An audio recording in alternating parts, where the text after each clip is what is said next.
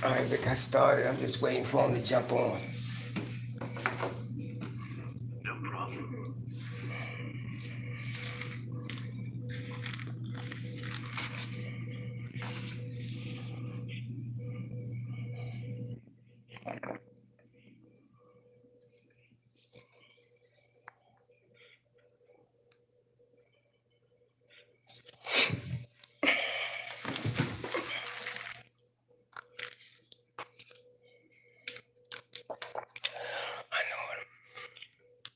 I'm gonna go to Facebook and I'm gonna post it now. Just so I know, Marvin, roughly how long do you expect this to take? I'm gonna say what? We started at 7. I guess we can finish up what, like 8:30, something like that. That's cool with you? Fine. Okay. Yeah, that's fine.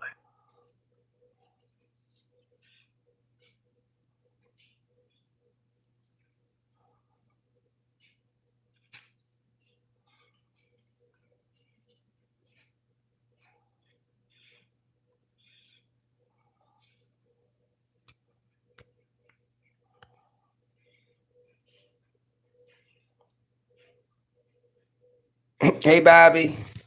All right, they coming on now. I mean, they jumping on too.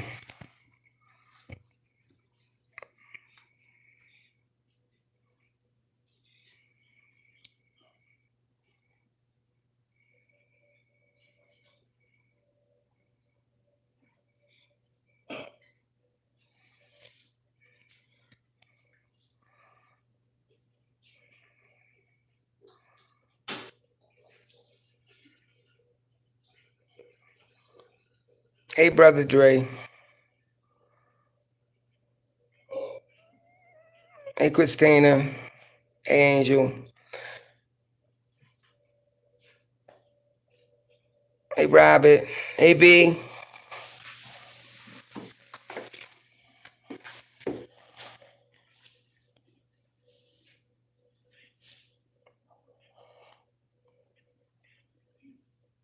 All right, I'm gonna wait for a few more people to get on here.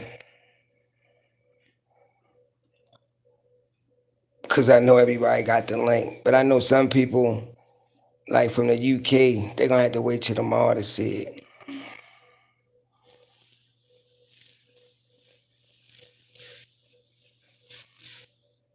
Hey, Blue Girl Friday.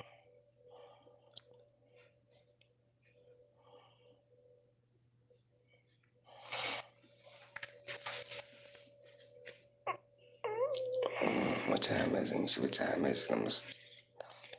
All right, 7:04. I'm gonna give him like 5 more minutes and I'm gonna start. I'm gonna let people get on and we're gonna start in 5 minutes. All right. Hey, Cheryl.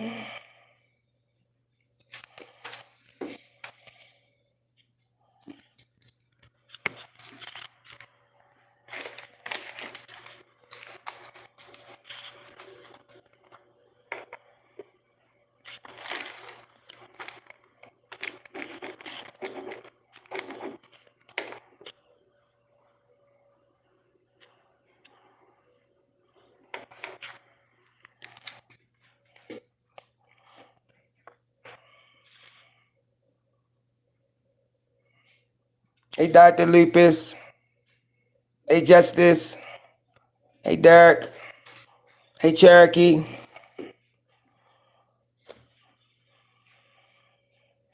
Hey, Lewis. We're gonna start in like 3 minutes. Hey, everyone.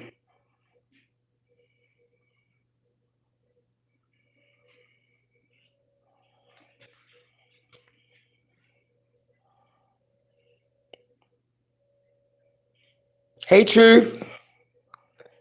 Hey, Jennifer. How everybody doing this evening?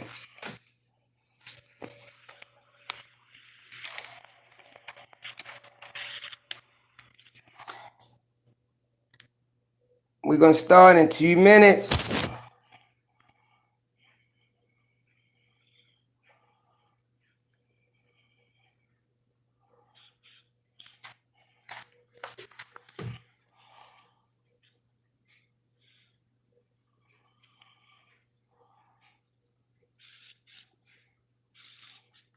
Hey, Susie.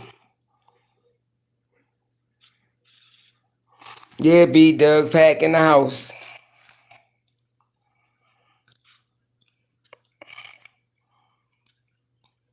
We're going to start in 1 minute.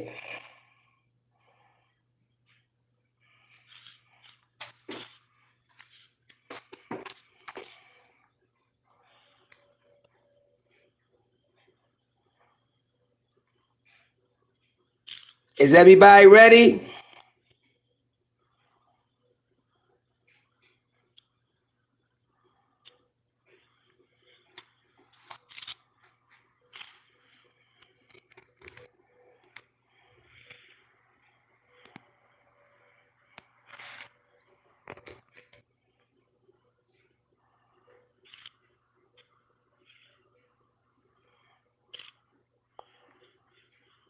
We're going to start in 30 seconds. Oh, everybody ready? Okay. That's what I'm talking about.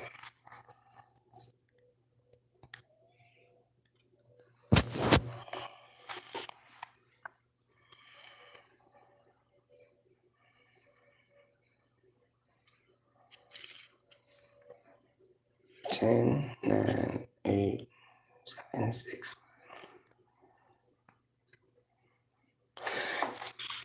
Okay, welcome to True Encounters live stream with Marvin Allen and the Doug Pack. Tonight's guest is no other than Vic Cundiff. Welcome to my live stream. Hello, Vic. Thanks for having me. Hey, thanks for having me, Marvin. I appreciate it. Hey, I appreciate it for you coming on here, man. It really means a lot to me. Just to have you on here. I have been on your show, 5 or 6 times, and every time you call on me, I will always be there. So I'm grateful. Well, I'm glad to be able to return the favor. Anytime I can help you out, please do let me know, because as you know, I really appreciate you coming on all those times on the Dogmen Encounters. Oh, absolutely. Absolutely. I will always be there. Just let the listeners know, the people that's in the chat room, some of y'all sent in questions that I will be asking Vic. It's quite a few. It's a lot. So if I don't get to all, before time up, as always, the next time. But some of the questions that I discussed and went over, I didn't think that they was I'm gonna say was not inappropriate, but some of the questions I won't be asking him. So please don't get mad at me. I'm just the messenger. So we're gonna just go ahead and get started. Now, this first question comes from Chewy and Hope Ortigue, and this is for you, Vic. And they want to know, you say you have pics and videos of these creatures, so why not share them with the world and keep them anonymous? Well, that's a good question.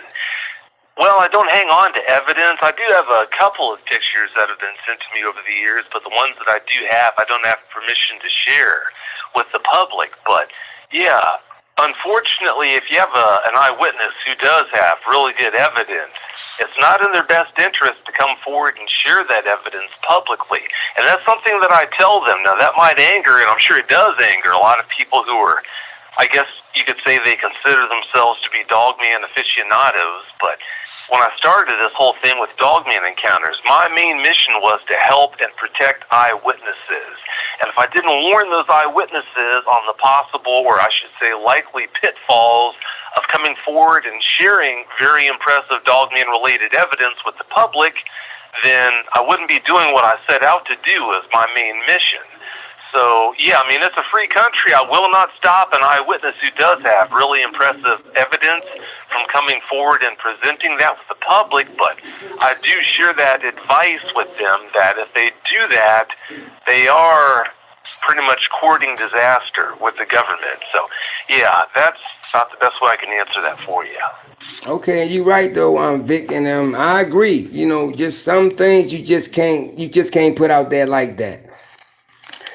Okay. Oh, yeah, no doubt. Right. Okay. I mean, not to interrupt you, Go ahead. Marvin, but the government has contacted people who made that mistake with their shows and warned them, you know what, you can talk about the topic all you want, but don't cross the line and come forward with any evidence that's so impressive that it could actually make a difference proving these things exist.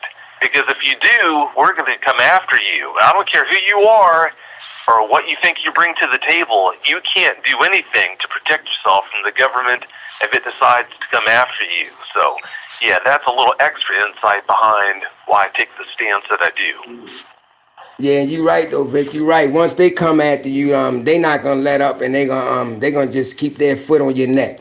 Okay, I'm gonna go to this next question, and this same guy Chewy, he want to know what type of cryptid have you encountered? Well, the only type of cryptid that I think I've had an encounter with is a Sasquatch. Years ago, I was hunting in I think it was the late 70s or early 80s. I was deer hunting back then, and I had my back against this big oak tree in the middle of nowhere, and this man that I used to live 2 doors down from, he always used to just impress the dickens out of me with all these hunting stories that he would share with me. Well, he told me that this next season I'm going to take you out hunting with me to my farm. Well, one thing led to another, and next thing you know, it was time to go hunting. Well, the morning came of opening season. He said, I'm going to walk you about a mile that direction, and it was just nothing but forest. And I'm going to have you basically staked out in this hollow. And I'm going to leave you there in this hollow, and that's where you're going to stay until I come back in the evening and get you. So, yeah, that morning at, I guess, maybe half an hour before dawn, we set out, and we got to this spot eventually. It was about a mile away, I guess, from his farmhouse. And I sat down by this tree, said, this is a good spot, you sit here. So I sat there with my back against a tree, and he left. And I was there for probably about 4 hours, 5 hours. Didn't really see anything. Not much was going on. Well, a little backstory, he had a horse that he warned me to stay away from, a horse named Red. He said, if you go near Red, he just might bite you or hurt you some other way. So, yeah, I had no intentions on going anywhere near him. Well, I'm sitting there with my back against this tree trunk, and all of a sudden, I hear this really loud horse whinny. It was right behind me. Couldn't have been any more than, I'd say, probably 20, 30 feet behind me, I guess. It's been so many years, it's hard to know for sure, but it was really close. Well, I sat there for a second thinking, oh my God, that's got to be Red. Well, after nothing happened, I peeked around this big tree trunk this way, I peeked around it the other way. I couldn't see him. I didn't see anything. But understand, the slope behind me was so steep that I don't see any horse being able to get to that spot without probably falling and breaking its neck. And also there was so much leaf litter. There's no way that a horse could have gotten anywhere near me without me hearing it. So the only thing I can think of is that a Sasquatch must have snuck up behind me like that and was probably right behind the tree trunk at some point or the other. Now that's just a guess. I never did see a Sasquatch that day, but putting together what happened that day, I think that more than likely was what was going on. Yeah, you know, it could have been though, Vic. I'm gonna go to the next question, and the next question is: do you know of Dogmen killing? If so, can you share? Well, yeah, I do know. I believe I know about situations where dogmen have killed people. From what I can recall, the only instances where that's happened is in the LBL, land between the lakes. There might be another instance or two where I heard about someone possibly being killed, but it doesn't really come to mind. I understand over the years I've spoken with so many eyewitnesses about their encounters, and I've heard so many stories about Dogmen. It's so hard to keep it straight, but those two instances where the family was attacked in the LBL and then the bow hunter was attacked and killed and then drug off in the LBL, those are the only two that come to mind. Okay, quick question, Vic. I got a question, and it's coming from B Mars. She want to know, do you think that the government has some of these creatures? Oh yeah, I'd be astonished if they didn't. I think the government knows so much about them that our heads would spin if we knew half of it. Okay, next question. Can you give us some tips for keeping Dogmans away from people? For keeping Dogmen away, well, there are only things that I know of that you can do that will help deter them, but if a Dogman wants to come to a certain area, I don't care what you stake out there, they're going to do it. I mean, some people think that by putting lights out or cameras, that guarantees the Dogman will come around, but there's so many cases where they still have. It just depends on how bad they want to come into a certain area. I mean, listen to episodes of Dogmen Encounters. How many times in the show have people talked about seeing Dogmen standing right underneath a yard light or coming up to a camera or something like that? And yes, there have been Dogmen caught on film. Most of the people listening to the show tonight, they probably already know about this, but the most impressive evidence I've ever had shared with me, it was a video. It was video footage that was taken in the foothills of the Sierra Nevada mountains in eastern California. I think it was, maybe 5 years ago that an eyewitness shared that with me. Yeah, I think it was about 5 years ago that an eyewitness reached out to me and let me know that either he or someone he knew found out about this Dogman or Dogmen that were in that area. So he or they took a more expensive game cam, one that not only could snap photos, pictures, but it also could film. They strapped this game cam to a tree trunk, and then they hung some bait on a limb about 5 feet from the camera lens. Well, yeah, in broad daylight, I'm not sure if it was that day or maybe the day after that, but anyway, not long after the camera was staked on that tree trunk, in broad daylight, you could see this Dogman come into view. It walked right between the bait and the camera lens, and when it did that, I could see it from the front. And then it stopped, and then it turned to go for the bait, and then I could see it from its back. And it was so close to the camera lens, well, if you think about it, the bait was about 5 feet from the lens. It was between the camera lens and the bait, so you can imagine how close it must have been. I could see individual hairs and all that. The color, I couldn't see its legs because it was so close to the lens, so I've got no clue how tall it was. But looking at its proportions, if I had to guess, I think it was probably only about maybe 7 feet tall, maybe 8, but I doubt it. So it wasn't the biggest one that anyone's ever seen. But yeah, I mean, you could see individual hairs, and looking at that footage, it just made the whole thing, be careful what you wish for, come to mind. Because when you see something like that, you can't unsee something that you saw. You are absolutely right, Vic. You always stress that. Be careful what you look for.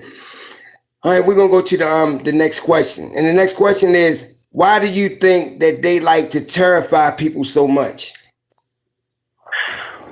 Well, when you consider how big they are, how fast they are, and the implements, the weaponry that they have, the huge claws, some people call them talons, on their fingertips and on their toes, and their huge teeth. When you consider everything that they bring to bear, I don't think they have any trouble feeding themselves. I mean, most people that know anything about the outdoors, they know that mountain lions are called deer-killing machines. Well, I think these things, when you consider their ability to dispatch deer, I think these things really put cougars to shame. So that coupled with the fact that deer normally are so plentiful almost anywhere you go now, I don't think they have any trouble whatsoever feeding themselves. Well, when you couple that...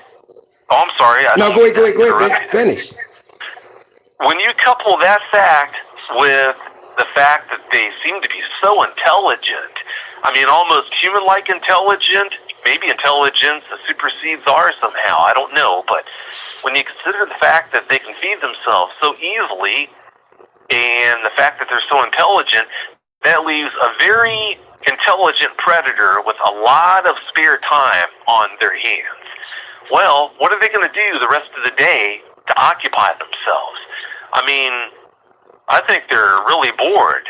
There's got to be a sadistic quality to them, because they wouldn't treat people the way they do, in my opinion, if they didn't have some kind of mean streak to them. But I can imagine a dog man just sitting out there in the woods with his back up against a tree trunk, bored out of its mind, is probably sitting there picking the gunk out of his belly button, maybe even eating it too. But anyway, it's just sitting there picking the gunk out of his belly button. You come walking along, well, it's going to say, hey, there's my source of entertainment.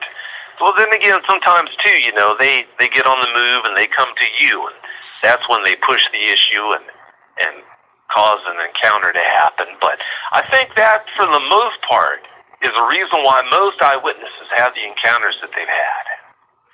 Yeah, you absolutely right, Vic. I do agree with you. We're gonna go on to the next question. Now, the next question is: do you think that Dogmen communicate with one another and to people? If so, how? Oh yeah, I definitely think they communicate with each other, and there have been a lot of credible eyewitnesses who reported some form of communication with them. It was like a telepathic communication. I'm not sure what that's all about, but multiple over the years, multiple eyewitnesses, credible eyewitnesses, have reported some kind of a communication with them. So, I don't know. I do believe that where there's smoke, there's normally fire. Maybe there is something to that. I don't know, but all I'm going to say on that is I'm not prepared to discredit anyone who comes forward and says that this dog man they encountered did communicate with them somehow. Again, I don't know what that's all about, but I'm not going to dismiss that.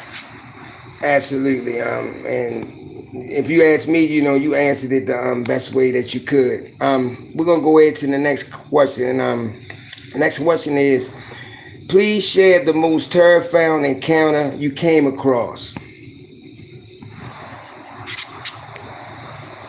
Wow, the most terrifying encounter that's been shared with me, that I've got permission to share. By far and away, the most terrifying ones are ones that you're never going to hear on the show. I mean, these poor people, they're doing good just to share them with me. And they come to tears, and they're just an absolute mess. They feel a lot better afterwards, and of course, after we have a good talk, the first step in a conversation like that is to have them just as carefully as possible recount their experience, and then after they do that, then I run down the line of several things I need to share with them to help them deal with their encounters in a healthy way. But yeah, by far and away, the most terrifying ones are ones that you're never going to hear about on the show, because just recounting their experience once is way more than enough for them, and understandably so. But let's see, the most terrifying one that I can share with you. There was a woman who contacted me. She worked in a mill, a wood mill in Oregon. And she was working security at this mill. Normally, I think she had a helper, but this one particular night, she was working all alone. Well, this mill butts up against this huge forest there in Oregon, and I guess it was about maybe 1 a.m., and she went out back to have a smoke. Well, I think halfway through the smoke, a dog man made its presence known, and when it did, she had I guess about maybe a 50-yard or so run back to the door that led into the mill. So she ran back to that door as fast as she could, went inside, and slammed the door, and I'm not sure why she didn't lock that. Maybe she was too terrified or something and just slammed it and ran. But it wound up coming into the building behind her. She heard it coming into the mill behind her. Well, this mill it's got like a catwalk system. So she went up these stairs and up into the catwalk system. And she's up there hiding. Well, she could hear the metallic bang, bang, bang of something really heavy coming up the steps. So when she heard that, she started moving again. And with the way the catwalk system was set up, you can be in parts of the catwalk where I don't think you could see other parts of the catwalk system. Well, I guess after running this way and that way, she ran back down another set of stairs, and there was this office, like an office type area to the building that she ran into. Well, none of those doors locked, if I remember. This was shared with me probably, 3-4 years ago. None of those doors, if I remember correctly, would lock. So she ran into that, like the office section, and then she ran up this hallway. She went in, I guess they had like a lunchroom that she went into and shut the door. She was hiding underneath a table in the lunchroom, and she was just terrified out of her mind. Well, finally she got the guts to peek up over this table. They had this big, like, picture-type window that you could look into the hallway from the lunchroom. Well, she peeks over the table at that window, and to her horror, there wasn't just one dogman, a huge dogman standing there looking at her. There were two huge dogmen standing there. I guess they were tall enough where they had kind of crouched to be in that hallway. And they're both looking through that window at her. And I can't remember if they tapped the glass, but yeah, that just put her over the edge. So she went and bolted out another door, if I remember correctly, and ran out the front of the building. And when she did, there was somebody in a car that had shown up. I think somebody that worked security also showed up, and she ran up to the car, and she basically had them watch her get into her own vehicle or something and leave. But yeah, I think that's the most terrifying one that's been shared with me that I can recall and that I can share with you publicly. Okay, that's understood. Hey, this coming from out the chat, Vic, and somebody want to know what do you think the gestation period is for a female dog woman when I guess when having pups? Well, that's a tough question there because yeah, it is. Are dog women, dog men, are they some kind of a chimera, a cross between people and canids, or are they just a highly evolved canid? I don't really know what they are. All I can do is guess. And that's got a huge role in how long the gestation period's going to be. Size normally plays a large role too. Obviously, the bigger the creature, the longer the gestation period. But wow, all I can do about that is guess. I would say maybe 5 months, I guess. But yeah, that's a lot longer than dogs gestate. So I don't know. I've got no idea on that. Okay, well, you answered it the best way you can. Anyway, so I'm gonna go back to these other questions, and the next question is, what is the number one hotspot when it comes to dogmen? Well, right now, encounters are coming in from all over. I'll be talking with someone from Kentucky, and one might come in from Pennsylvania or Colorado or Alaska. Yeah, it's really hard to pin down where the hottest place is right now, but if I had to guess, I would say the Tennessee, Kentucky area. For some time now, it seems like it's been the Tennessee, Kentucky area, though. Okay, well, we're going to move on to the next question. This question comes from Tom Adritos, and he say, what states have your encounter stories came from were the most terrifying ones? Well, there's no pattern to which states have the most terrifying encounters. Some from a given area are fairly calm, if a dogman encounter could ever be a calm encounter, but yeah, there's no rhyme nor reason to how terrifying an encounter is going to be based on where it happened. So I'm not sure that I can answer that question. Okay, that's understandable.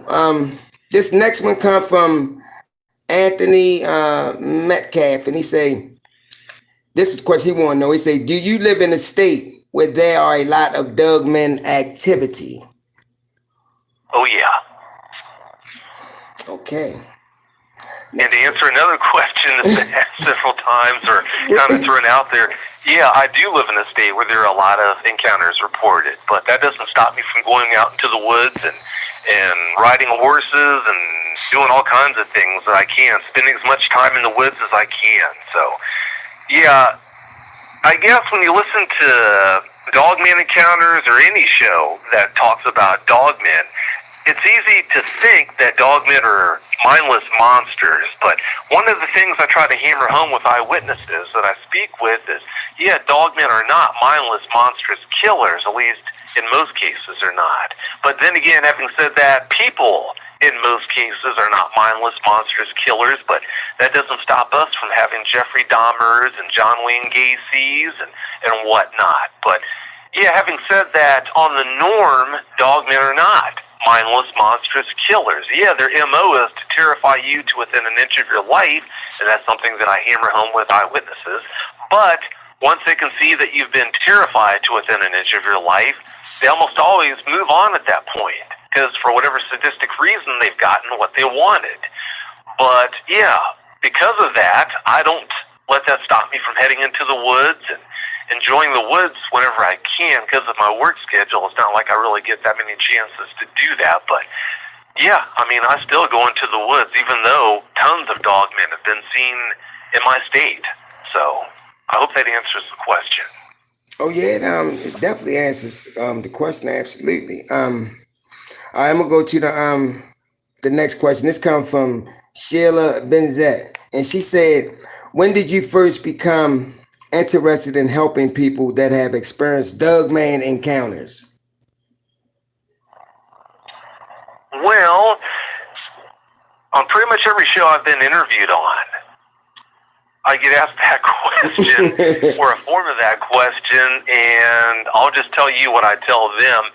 In 2007, 2008, I was a co-host on a Bigfoot-specific podcast called Campfire Shadows with a now deceased, unfortunately, Shane McMahon. Well, back then, I mean, Bear, Kumbo, they would go out and beat the bushes every time you turn around, and eventually they came back, and I heard them mention something about dog-faced boogers this, dog-faced boogers that. Well, when I heard the term dog-faced booger, I thought, whoa, wait a second now, what are you talking about? So when I asked about that and inquired, basically what they were talking about was they were talking about dogmen.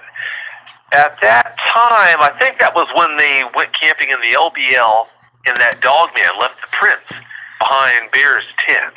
That was the time when Leonard snapped that photo of that dogman, if I remember correctly.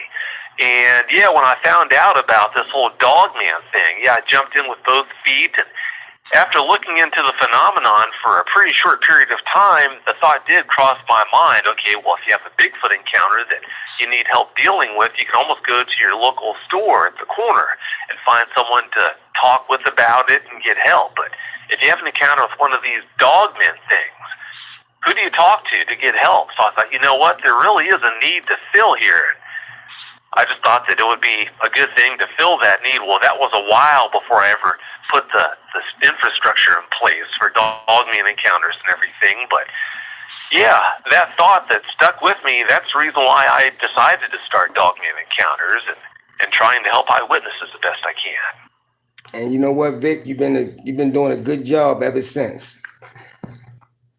Well, thank you. I can't pat myself on the back until the encounters stop rolling in. I mean, there's no time to, I'm proud of trying to help eyewitnesses, but there's no time to feel like you've accomplished anything, because as soon as you help this one eyewitness you're talking with at the time, it's not uncommon that I'll be talking with an eyewitness and an encounter will come rolling in while I'm on the phone with them. Someone else needs help with their encounter. So, yeah, there's no time to feel like you've accomplished anything doing what I do. So I just try to help the eyewitnesses the best that I can, and I leave it at that. Absolutely. That's all you can do. We're going to go to this next question. And this next question is, could dogmen be responsible for the missing 411 in your opinion? Yeah, I do think they can. Are they responsible for it? I don't think so. And I'll tell you why. I spoke with an eyewitness about 2-3 years ago who, after we had a good talk about his encounter, he talked about how he thought that most of the missing 411 cases were due to dogmen attacking and killing people. And what I told him was, if you spoke with an entomologist, a person who obviously studies insects is an entomologist, if you spoke with an entomologist whose specialty was fire ants, well, if they had done that for any length of time, odds are they will have spoken or would have spoken with tons of people who unfortunately had run-ins with fire ants. And like I told him, I said, if that's the case, how many times do you think that entomologist had a conversation with someone who told him about how they were playing with the kids in the backyard last weekend or whatever, and they were running around barefoot and they stomped on a fire ant mound? And luckily, not one of the fire ants that were on me stung me or bit me. I asked him, I said, well, how often do you think that had ever been uttered to this entomologist? And the answer is obvious. The answer is 0. And that's because fire ants are not wired that way. If you're barefoot and you stomp on a fire ant mound, they're going to light you up. Everyone knows that because that's how they're wired. Well, if dogmen were wired to be so dangerous and vicious killers, the way it's easy to make them out to be because of the way they look, then after having spoken with, I can't even guess how many eyewitnesses I've spoken with over all the years I've been doing this. After speaking with so many eyewitnesses, the pattern wouldn't be what it is. I mean, there's a grand total of 4 credible eyewitnesses that I've ever spoken with over the years, whoever told me about even being touched by the dogman they encountered.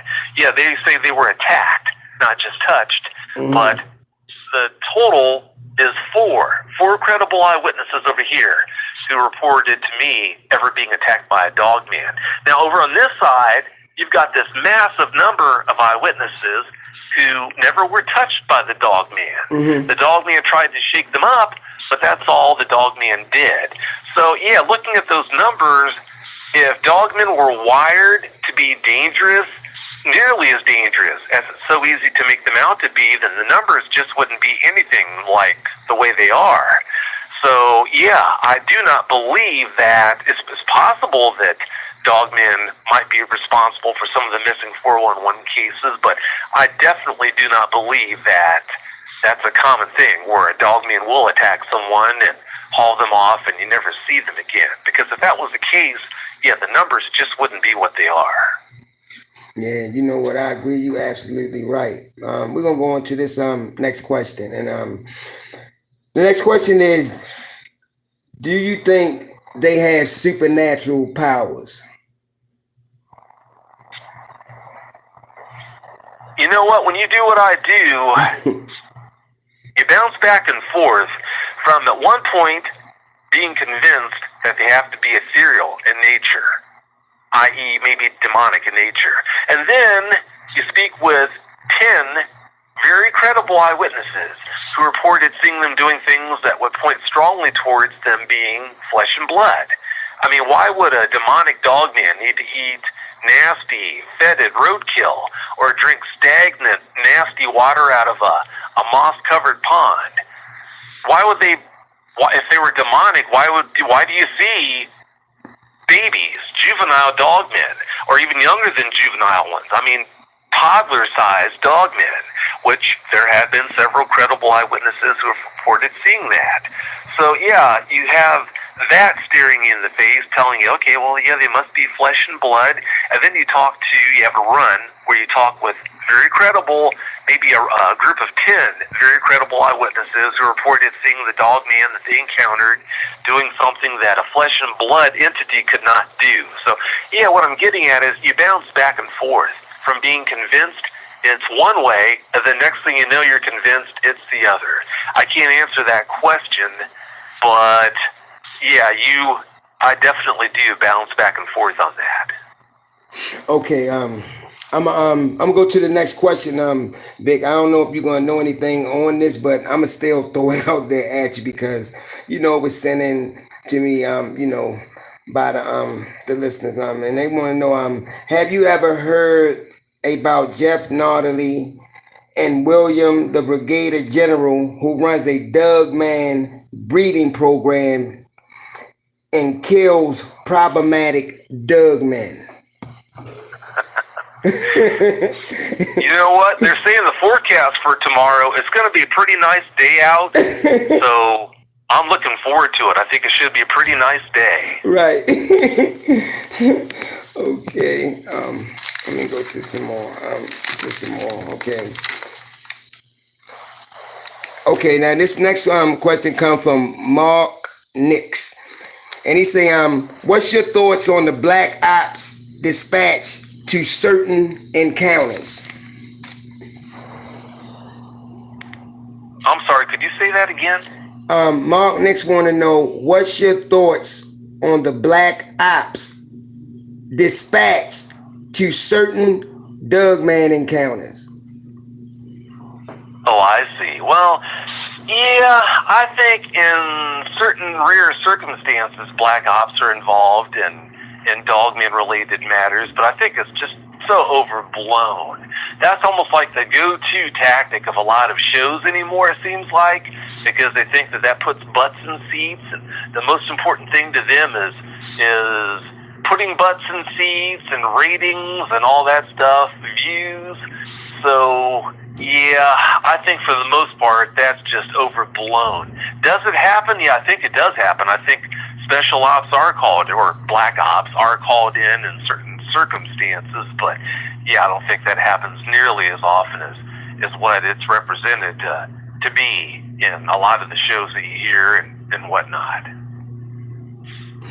Okay, this next question, this is from Gloria Hayes, and she want to ask you, do you think that the Dogman will come into town in Washington State since the fires are burning down the forest? Oh, yeah. Yeah, Dogmen, they pretty much go where they want to go. You'd be surprised where they've been seen. I mean, unlike Sasquatch, normally they try to fly under the radar. Yeah, Dogman, if it wants to go someplace, it's going to go there. I mean, they've been seen within the city limits, well within the city limits of major metropolitan areas. And when I say major metropolitan areas, how would Dallas or Cincinnati or Boston or other major cities like that, how would they do you? So, yeah, I mean, Dogmen, they go where they want to go. They're not timid by a long shot. Oh, absolutely. They don't have no problem in coming into town and these small cities. This next question comes from Della Woods, and she would like to know. She say, your thoughts on Dogman in Australia and why some Aussies seem to get upset when you talk about them. Yeah, some Aussies do get upset when you talk about Dogmen, and they're just so convinced that Dogmen can't be there. Well, I've never heard about Dogmen being here, and this native that I've spoken with, they don't talk about Dogmen. Well, I have spoken with natives of indigenous people in Australia who say it is a part of their lore, and they do have legends where they talk about Dogmen, not just the tree bears that, I think they call them tree bears, that they say they drop down on you from trees, but actual Dogmen. So, yeah, whether an Aussie believes that Dogmen are there or not, that's up to them. But I've had some very credible eyewitnesses from Australia that contacted me about their encounters, and yeah, I definitely do believe that Dogmen are in Australia. Oh, yeah. Oh, yeah, I definitely believe that too. Now, his next question is, do you think the Dogmans eat just meat, or do they eat other things? I think that you're talking about an obligate carnivore. I think all they eat is meat. I don't think that, well, wolves, they do eat sometimes. They'll eat berries and things that aren't meat. But, yeah, when you're talking about Dogmen, look at their teeth. Unlike wolves, their teeth every last tooth is sharp. And when you look at that combined with other things, I think when you look at how many calories meat brings to the table compared to eating vegetation or fruit or anything like that, the easiest way for them to make a living is just to eat meat. That's what they're physically adapted for. That's what would make the most sense. So, I do believe that they are obligate carnivores. Okay. Now this next question, any way you want to answer, but Scott Baker said, why are some Dogmen hair so clean? Wow, I don't know. That's a good question there. That's a really good question. Yeah, I will say that if a creature that makes its living in the wild has the option to keep its coat clean, it's definitely in its best interest to do that. A clean coat, it does insulate much better than a matted, dirty, nasty coat does. Is that why so many dogmen are, well, I'm not going to say so many, but is that the reason why quite a few dogmen have been reported as having very clean-looking coats? I don't know. That's a leap. I can't say that. I can guess and say, well, I think that's why it is, but I can't answer that with any kind of definity. Okay, got you. Or definitive answer. Right. Now this next question, this comes from Nicole Hunter, and she asked, she said, there's a lot of military that comes on your show. Do you think there's some kind of correlation or coincidence? Correlation or coincidence between being in the military and having a dogman encounter? Yeah. Well, if you think about it, if you're in the military, then you're going to do maneuvers in the woods and in forests in a lot of cases. Well, at least the people who come on the show, that's why they were on the show. Their encounter happened while they were doing maneuvers, were on maneuvers and whatnot in the forest or in the woods. So, no, I don't think I don't think you're looking at anything more than happenstance. You're talking about people who spend a disproportionate amount of time in the woods, so they're much more likely to have encounters. Someone who just hangs out on their couch in the basement. So I think that's what's behind that. Okay, gotcha. All right, now this comes from Nancy Knoll, and she said she heard that, what's your thoughts on that the Dogman is here to hunt the rape. What do you think of this? Well, I think there might be something to that.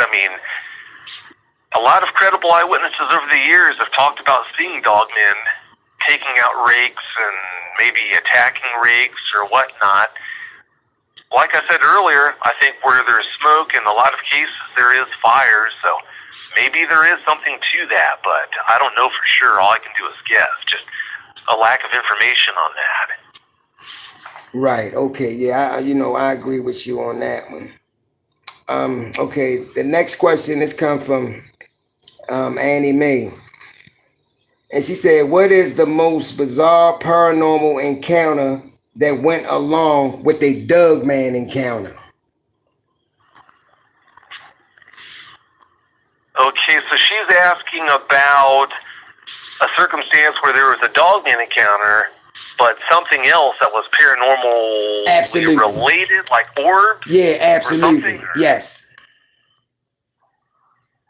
Wow, that's a good question there.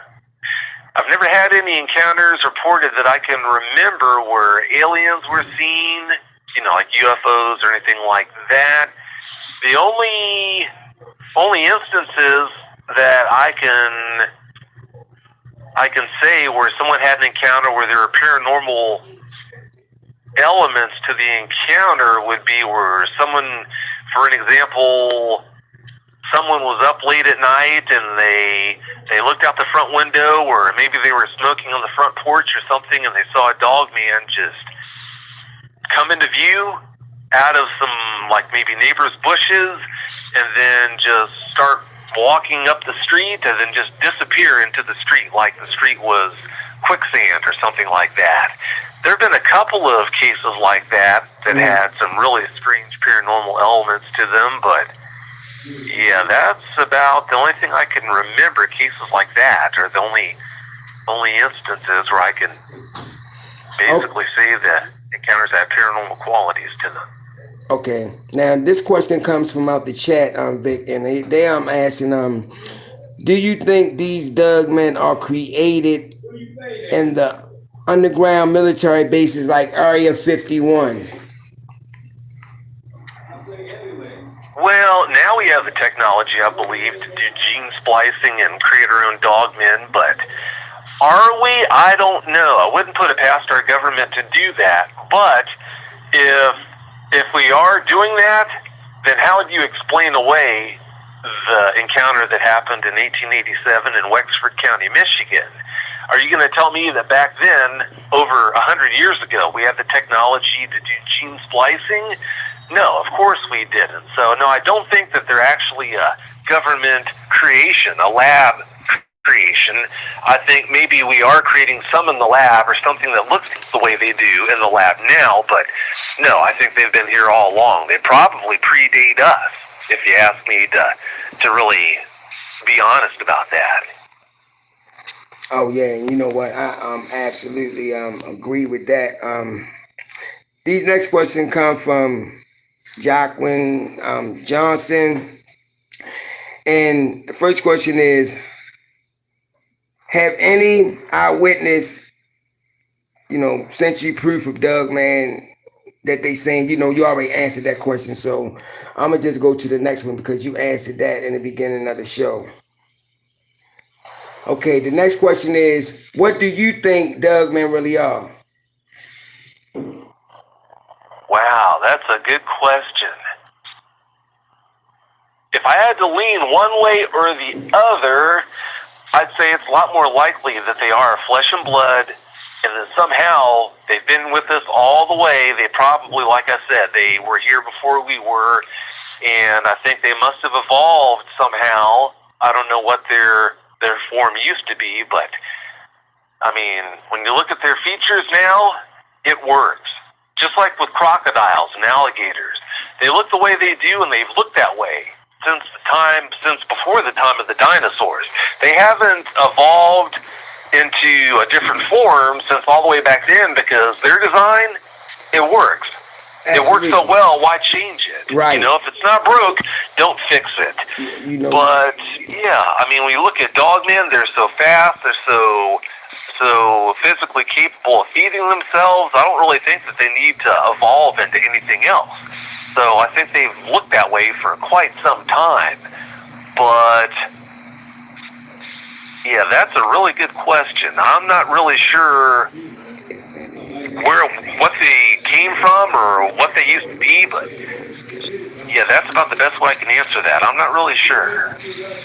Okay, I got you. I'm gonna go to the next question. This comes from Red Lapolit. I can't pronounce the name, but I hope I pronounced it close to it. And she would like to know, how many reports have you gotten over the years? Wow, how many reports? Well, I'd say it's got to be in the thousands by now.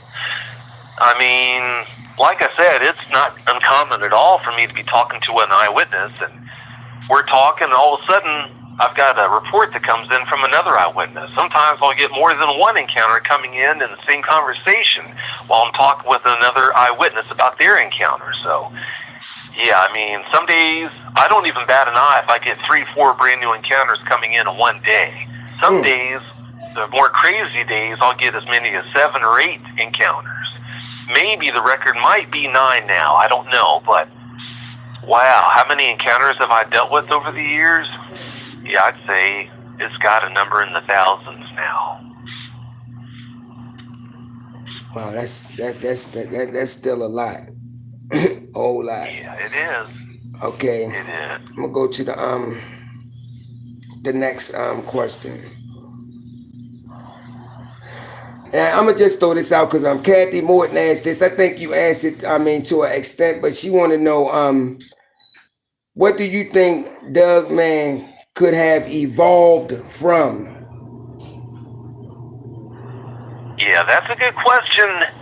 Like I said before, I'm not really sure. I think they look the way that they used to look. I mean, I think they've looked this way for a long, long time. Because, Right. like I said, with that whole crocodile comparison, their design now, it works.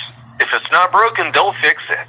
So, yeah, what they evolved from, I'd say more than likely they evolved from a solely quadrupedal creature, and at some point, I think it became advantageous to them to spend more and more time having the ability to move bipedally, because they still spend quite a bit of time moving around quadrupedally, obviously, but at some point there was a tipping point where they because it was more advantageous to be able to move around some of the time bipedally, they evolved into having that ability to be able to spend more and more time upright. But to answer a question, yeah, I have no idea what they evolved from to look the way they do now. That's a really good question. Yeah, it really is. She has another question that she wanted to know. Are Dogmen responsible for werewolves reports throughout Europe?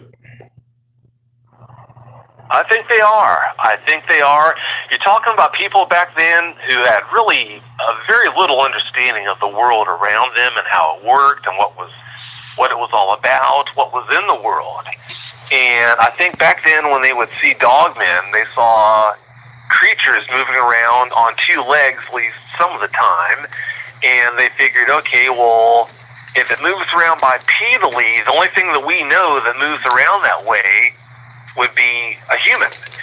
But with all the legends and lore about monsters and black magic and all that stuff, I think they came to the conclusion that it must be what they saw was someone who, via black magic or whatnot, they had transformed from the form of a human into the form of a beast. And I think that's where the whole werewolf legend came from. Okay, I got another question, Vic. And this question right here, this person want to know how many African Dogman reports have you heard coming out of Africa, if any? Wow, I think I've only had one that was shared directly with me that happened in South Africa. You know, we recorded a show, that gentleman and I recorded a show, but there was some kind of a sound on the recording that made it just unlistenable. So, yeah, I reached out to him to try and re-record that, but it just never did work out. But, yeah, that one eyewitness from South Africa, he contacted me and told me about his encounter, and then I heard about one or two others, but, yeah, that's it. Okay, and then this comes from out the chat, Vic, and somebody want to know, do you think silver plays a part in being able to kill these creatures? No, I don't think it does. If you're talking about a werewolf, and if werewolves were real, right, then, right. you know, it said that is an effective way of killing them, but yeah, dogmen, they're not werewolves. So, yeah, I don't think silver's going to be any more effective on them than a lead bullet would be. Okay, go to this next question. In what other part of the world are dogmen reported in?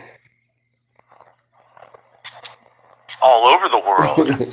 I mean, there are encounters that have come in from, wow, Russia, from Australia, Africa, from other countries. I mean, Croatia, all over the place. South America, they have plenty of dogman encounters.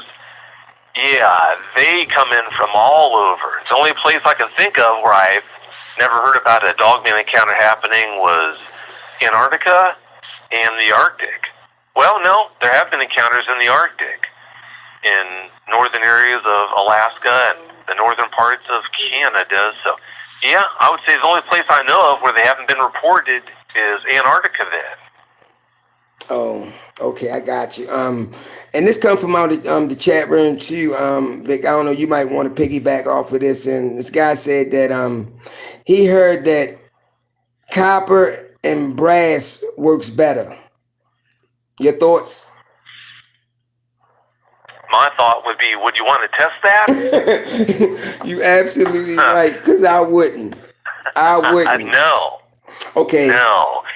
No, I think a lot of that is just people sitting around and, hey, what about this? Hey, what about that? Maybe there is something to that, but yeah, I mean, I don't think that there is. I really don't. Yeah, you know, I agree with you. I don't either. Now, this next question comes from Miss Bettina Moss.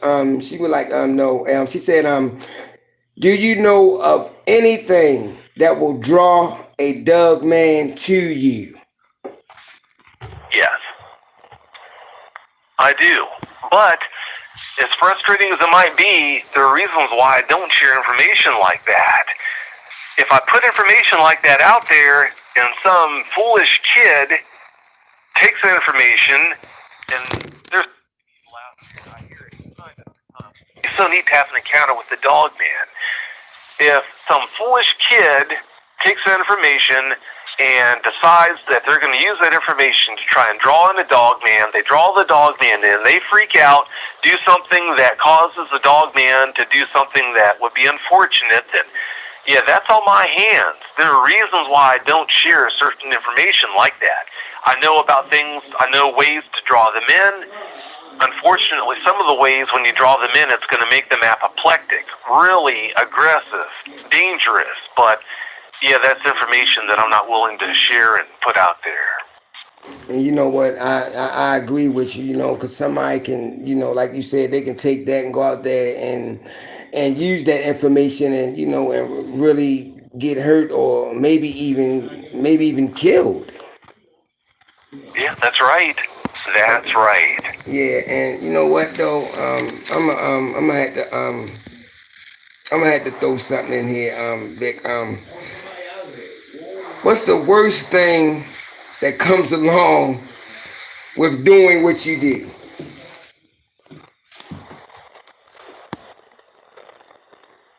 I'd say the worst thing is because of the time demands, doing this because of the strain on your schedule that doing this puts on you. There are times where you'd like to be able to do certain things that you can't. I mean, you talk with people and you have to cut conversations short sometimes that aren't necessarily Dogman related because you've got all this work over here that still needs to be done. I've got a laundry list of eyewitnesses right now that I need to contact about their encounters. I mean, to me, that's the worst part about doing what I do. And then you try to be tactful about it and explain to this person or that person, hey, not to be rude, but I've got to go. I've got a lot of work still to do. But, yeah, it's inevitable that you're going to hurt some feelings. And along with that, there are messages that you wind up not being able to answer, or I guess if you didn't want to sleep, then you could answer them. But, yeah, there are just compromises that you have to make like that to be able to get the job done. There are compromises like that you have to make that, unfortunately, they ruffle feathers and I guess they hurt people's feelings. That's probably, I'd say, the worst part of doing what I do. Yeah, and I totally understand, and I totally get it. This question comes from out the chat, and they want to know: do frequencies affect these dog creatures? It seems to, and it would only make sense. As big as Dogman, when you look at how big their ears are, the ears on the Dogman's head, I mean, it only makes sense that they'd be hypersensitive to very high frequencies. Dogs are, cats are, so why wouldn't they be? So, yeah, these stories about the parabolic dishes where they emit this high frequency that tends to drive dogmen away, I think there is something to that. So, yeah, I think there's weight behind that. Oh yeah, absolutely. I definitely agree with that. Wait a minute, I'm trying to find this other question this that came out the chat. I scrolled up and I think I just lost it. Let me look at the time. Oh, we got a few more. We got about another half hour. So if anybody got any questions in the chat, can you send them to me?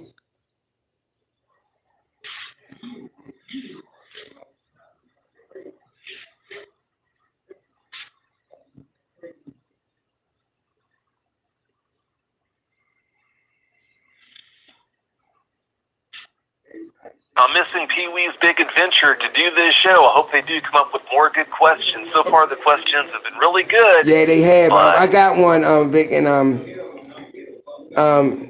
do you okay? Okay, they want to know: do you think that the Gugwe is shared ancestors of Dogman and Bigfoot ancestry?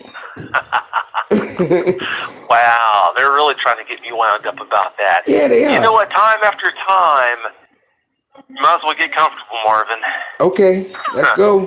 Time after time, I hear people throw that out there that Gugwe, they must be a form of Bigfoot because they have hominid-style legs.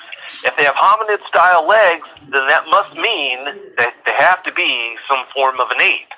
Sasquatch, they have hominid-style legs. They have toenails. They have fingernails.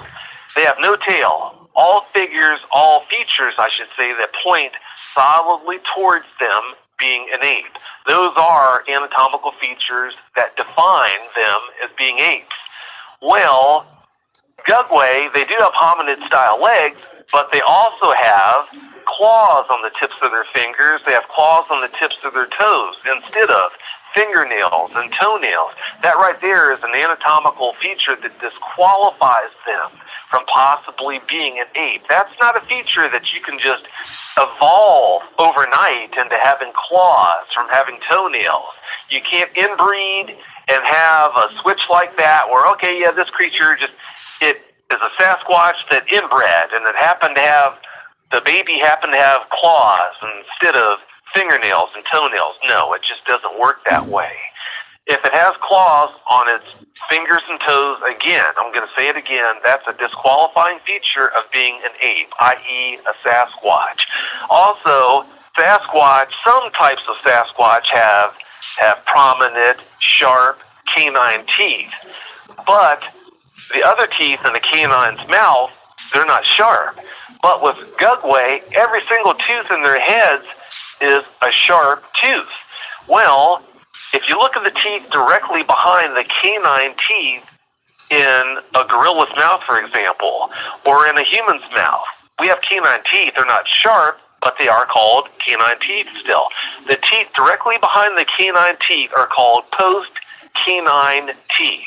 Well, with Gugwe, those teeth are sharp. That points towards, that's an anatomical feature again, that points towards the fact that Gugwe cannot be a type of Sasquatch. They can't be an ape because that's a disqualifying feature, anatomically speaking, of an ape. Now, pointing at the hominid-style legs, people say, well, they've got hominid-style legs. They walk plantigrade. If it walks plantigrade, it's got to be a form of an ape. Well, plenty of creatures that aren't apes walk plantigrade instead of digitigrade.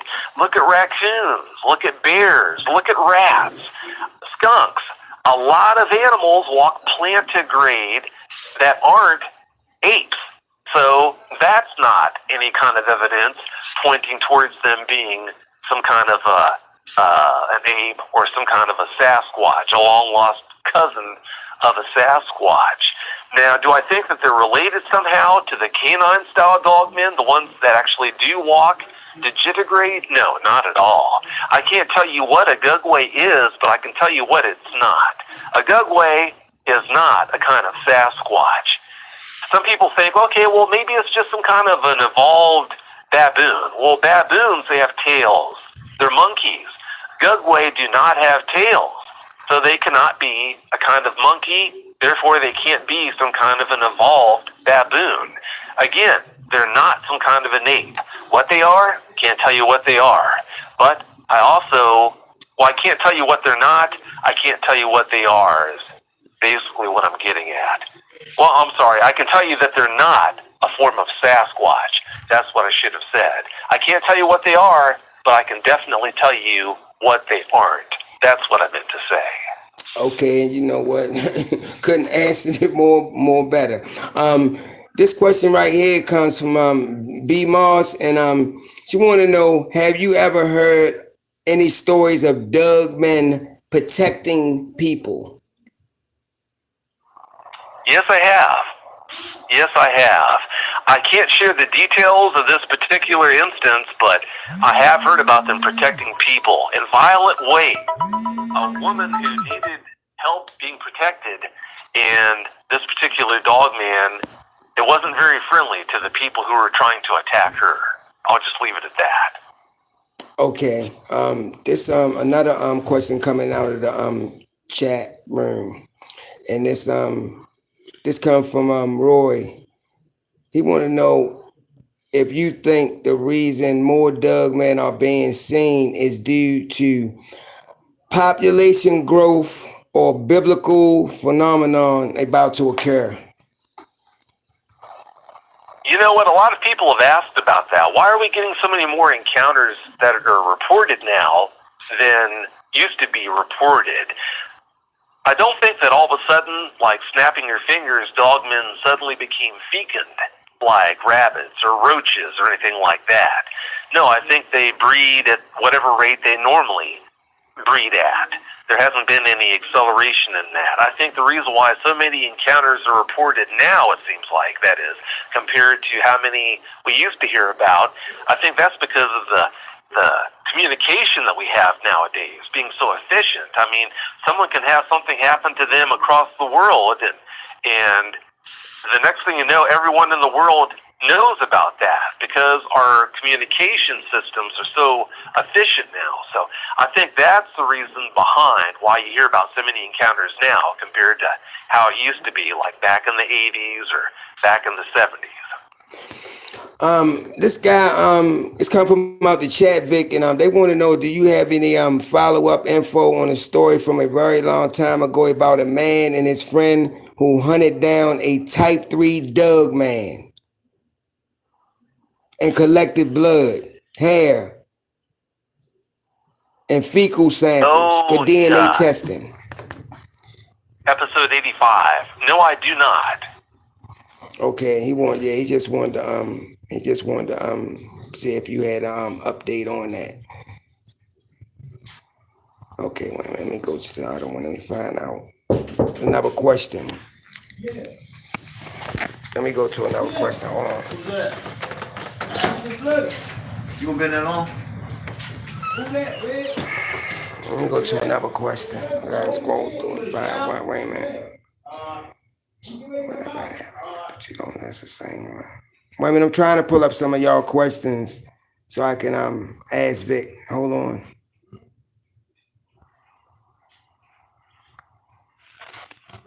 Okay, Vic. This comes from out the chat.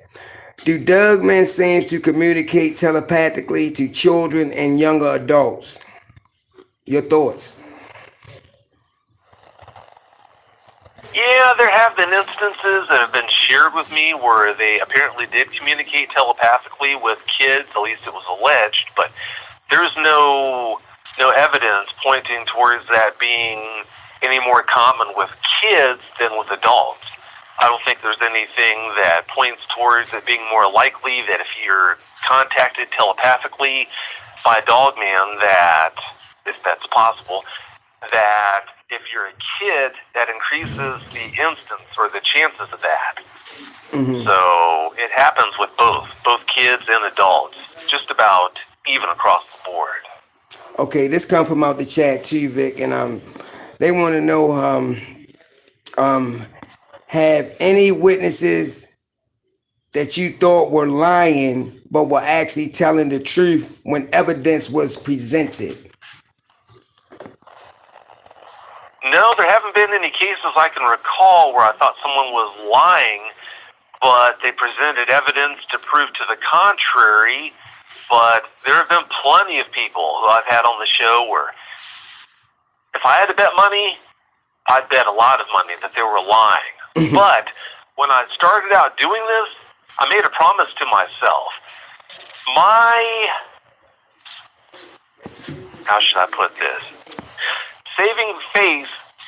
Me saving face definitely does not take precedence over, how should I put this? Okay, yeah, the best way for me to explain it would be when I started doing this, I made a promise to myself where I was going to avoid a situation where I might push an eyewitness away who had an encounter to share that sounded to me like it was far-fetched, or maybe it wasn't true because I was interested in saving face. I didn't want to be played the fool or anything like that, and run the risk, because it's entirely possible. No one's a human lie detector. I don't care how good you are, you think, in your opinion.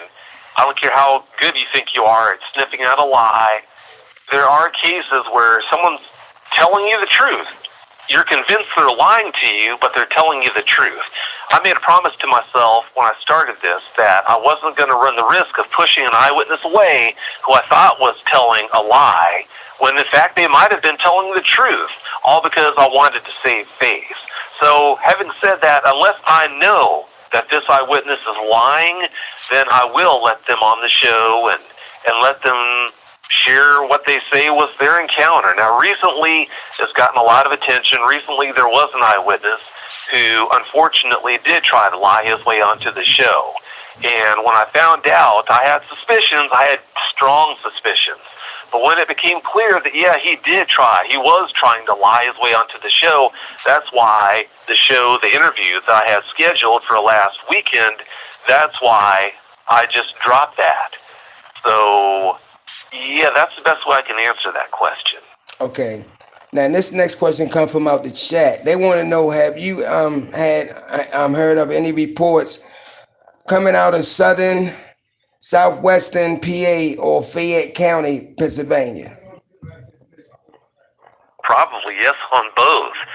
Yeah, I've had encounters from all over. There have been a lot of encounters reported that have been shared with me out of Pennsylvania. So I can't recall for sure if they came from Fayette or whatnot, but yeah, I'd be surprised if I haven't had at least some from Fayette and that area. Okay. Wait a minute, I'm scrolling up. I'm trying to find the next question.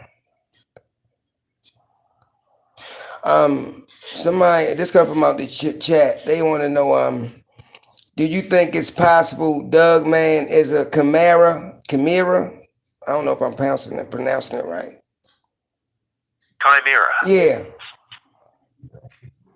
It's possible. Anything's possible.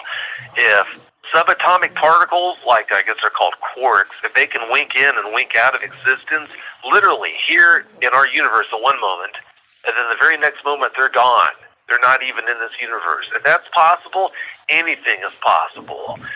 But yeah, having said that, it's possible that they are some kind of a chimera. If they are a chimera, then they had to be created somehow. Who created them? Maybe aliens, if there are aliens. With their technology, maybe they created them. I don't know. All I can do is guess on that. But to answer the question, it's possible. It's entirely possible. Okay, this comes from out the chat too, Vic, and they want to know, do you think the different eye colors of the Dogman symbolize specific things? Not at all. Not at all. No, I think that's no different than the fact that some of us have blue eyes, other people have green eyes, some of us have brown eyes. I think it's no different than that. Yeah, I agree. I'm trying to go to this next question.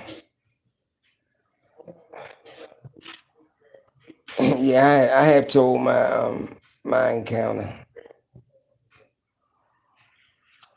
Okay, somebody wanted to know. It's come from out the chat.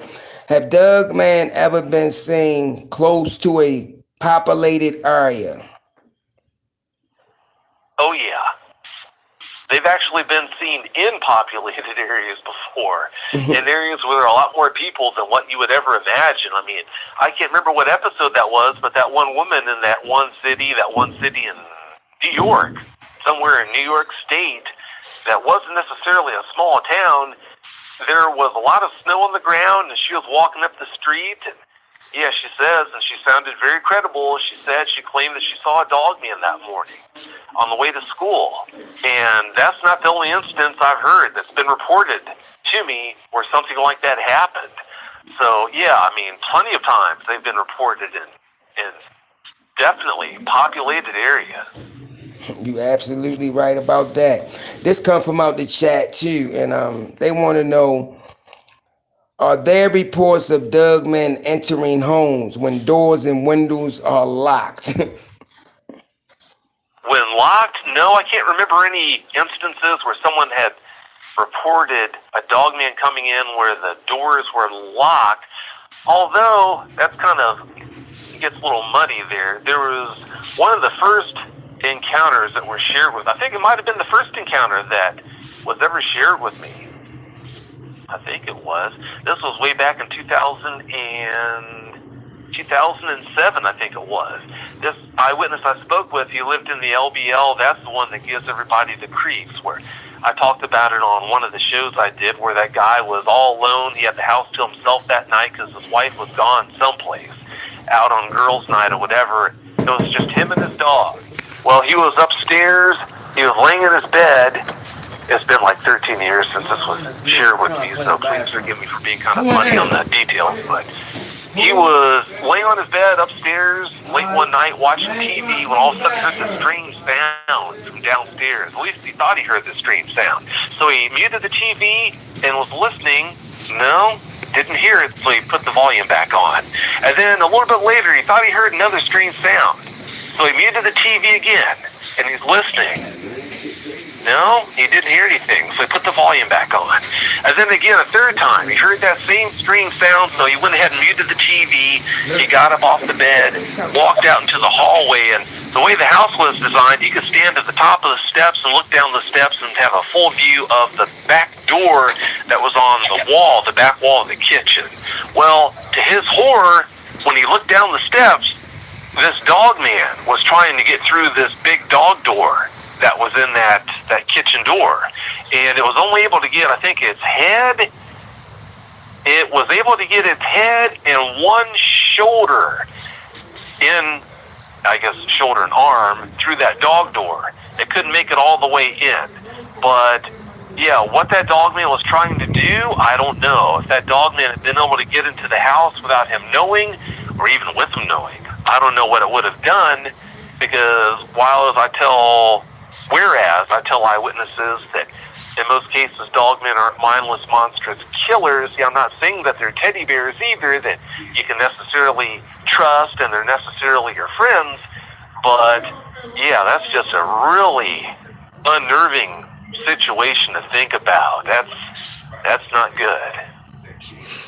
Okay, somebody wanted to know, Vic. He said, it looks like a lot of episodes have been removed from YouTube. I guess YouTube. Did you do that? If so, why? I guess he talking about your channel. I don't know. No, not mine. The only episodes that have been removed, and I get questions like that all the time. What happened to episode 195? And what happened to it? Well, it's there. I'll check, and it'll be right there. I don't know why they can't find it, but it's there on YouTube. It's there in the podcast. But yeah, the only episodes I've taken down have been episode 12 and episode 12 and episode 38. Episode 38 I took down because of audio issues and audio quality issues. And then episode 12 I took down because, well, I don't want to really get into that. Yeah. I don't want to talk bad about that eyewitness, but I took it down for a different reason. Oh, and I understand too. Oh my God. Wait a minute, I'm trying to get this other question. All right, okay, here go a question. And they said that Linda Godfrey said there was a microchip found in a werewolf that was killed. Do you think these animals are being weaponized for military use? I don't know. I don't believe that they are being weaponized. I mean, think about all the logistical issues when it would come to weaponizing them.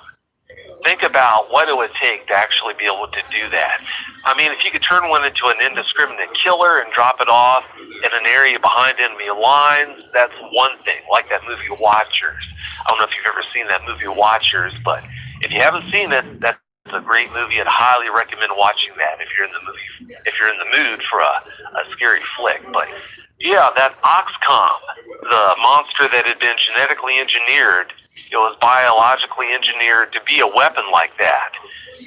Yeah, if you're talking about a situation like that where it's just designed that a situation where dogmen are going to be dropped back behind enemy lines and they're going to just kill indiscriminately, I can see that. But programming them to kill on command or anything like that, yeah, I don't think there's anything to that.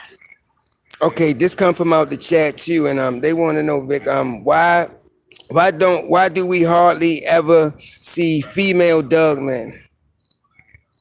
Well, they are reported. They are reported, just not very often. I mean, I guess over the years there have probably been, maybe 10 to 20 episodes where an eyewitness talked about seeing a female dogman or a dog woman.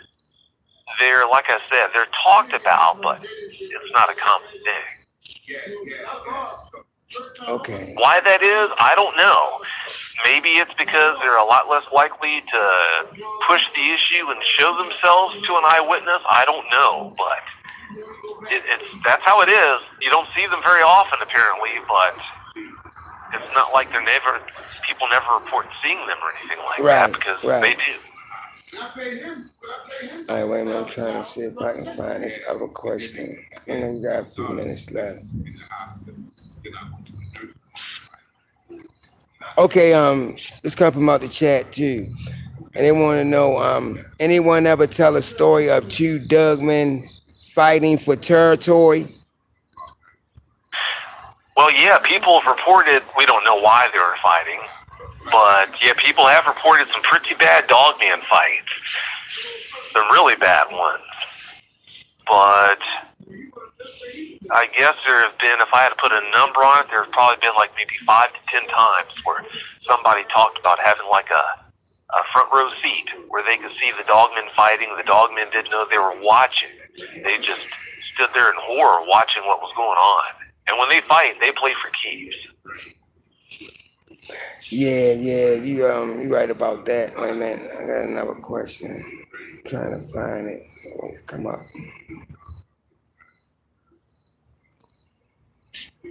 Okay, this comes from out the chat. They want to know, if you come across a dogman, what should you do? Well, I always tell eyewitnesses, if they come across another dogman, if they have another encounter, just treat it like they would if they ran into a big, formidable predator, like a bear. Don't do anything to make it think that you're challenging its dominance. Don't make yourself look like prey either by trying to turn and run. I would just recommend turning sideways. Don't make direct eye contact with it. Turn sideways where it knows that you're monitoring its movements so that it can't exactly sneak up on you. Don't turn your back to it, because dogmen, they seem to have a preference for being behind you. But yeah, just turn sideways. Make sure you can monitor where it is, what it's doing. Don't make direct eye contact. In a controlled fashion, just try to leave the area. Easier said than done, but try to keep your cool and just as tactfully as you can, try to leave the area. Yeah. Let me see if I can find another question. Okay, somebody want to know, if Dogman and Bigfoot had a fight, who do you think would win? Well, it depends on the dogman. It depends on the Bigfoot. I mean, I've had encounters reported where people, credible eyewitnesses, reported seeing a dogman as big as 12 feet. So if you're talking about a 12-foot dogman versus a 9-foot Sasquatch or a 12-foot Sasquatch against an 8-foot dogman, I mean, it just depends on the dogman and the Sasquatch in the fight. A 12-foot dogman versus a 12-foot Bigfoot, my money would definitely be on the dogman. But that's because when you look at what dogmen bring to the table, they're not just immensely powerful. Now, we all know how powerful Sasquatch is, especially a 12-footer. But when you look at the fact that a 12-foot dogman is probably going to have 4-inch, 5-inch long talons on the tips of its fingers, it's going to have gigantic jaws. So, yeah, I mean, I would have to lean towards the dogman in that instance. I mean, look at a Rottweiler. A 200-pound man, you lock a 200-pound man in a room with a 100-pound Rottweiler, unless that 200-pound man has a lot of training and probably some luck too, he's going to have his hands full trying to deal with that 100-pound Rottweiler.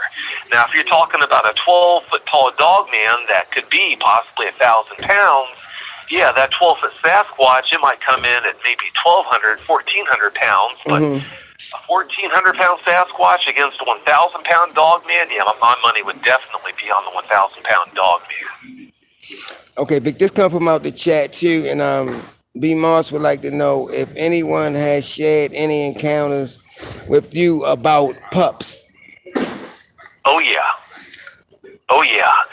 Yeah, on more than one occasion, people have done that. There was a show, well, actually, there have been 2 shows. Episode 137, where Josh Turner, shout out to Josh Turner with Paranormal Roundtable. Yeah, Josh Turner, he came on and talked about Stripes, the pup, the dogman pup that the men he talked about took in and raised. And then there was another episode where a guy talked about finding a dogman pup that he took in. He wasn't able to keep it very long, but he talked about bringing that one in. And that's not the only instance, or those aren't the only instances where people have talked about finding dogman pups and bringing them in and trying to raise them. There have been other people who have contacted me that I have spoke with, and they talked about doing that. So yeah, definitely. Okay, this comes from out the chat too, Vic, and question is, what's the scariest description someone has given you of a dogman? Wow.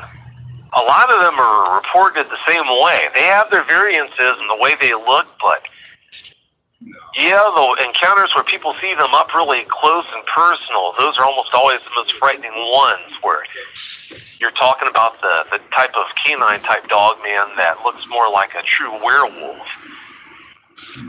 I'd say that's got to be the most frightening kind that people tell me about encountering. At nighttime, when you look out the window and you see it and its nose is pressed against the glass and maybe it licks the glass too, they know what they're doing. They know how to push our buttons. Oh, yeah. Yeah, I'd say the canine types that look like a true werewolf, I think those are the most frightening kind. Yeah, they definitely are, because they had some huge heads. I'm trying to find this other one. Oh, did I lose you?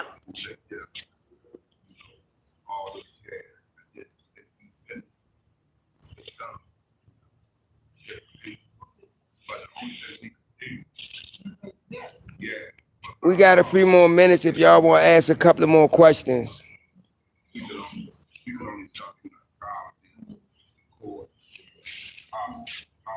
But ask one that haven't been asked yet, please.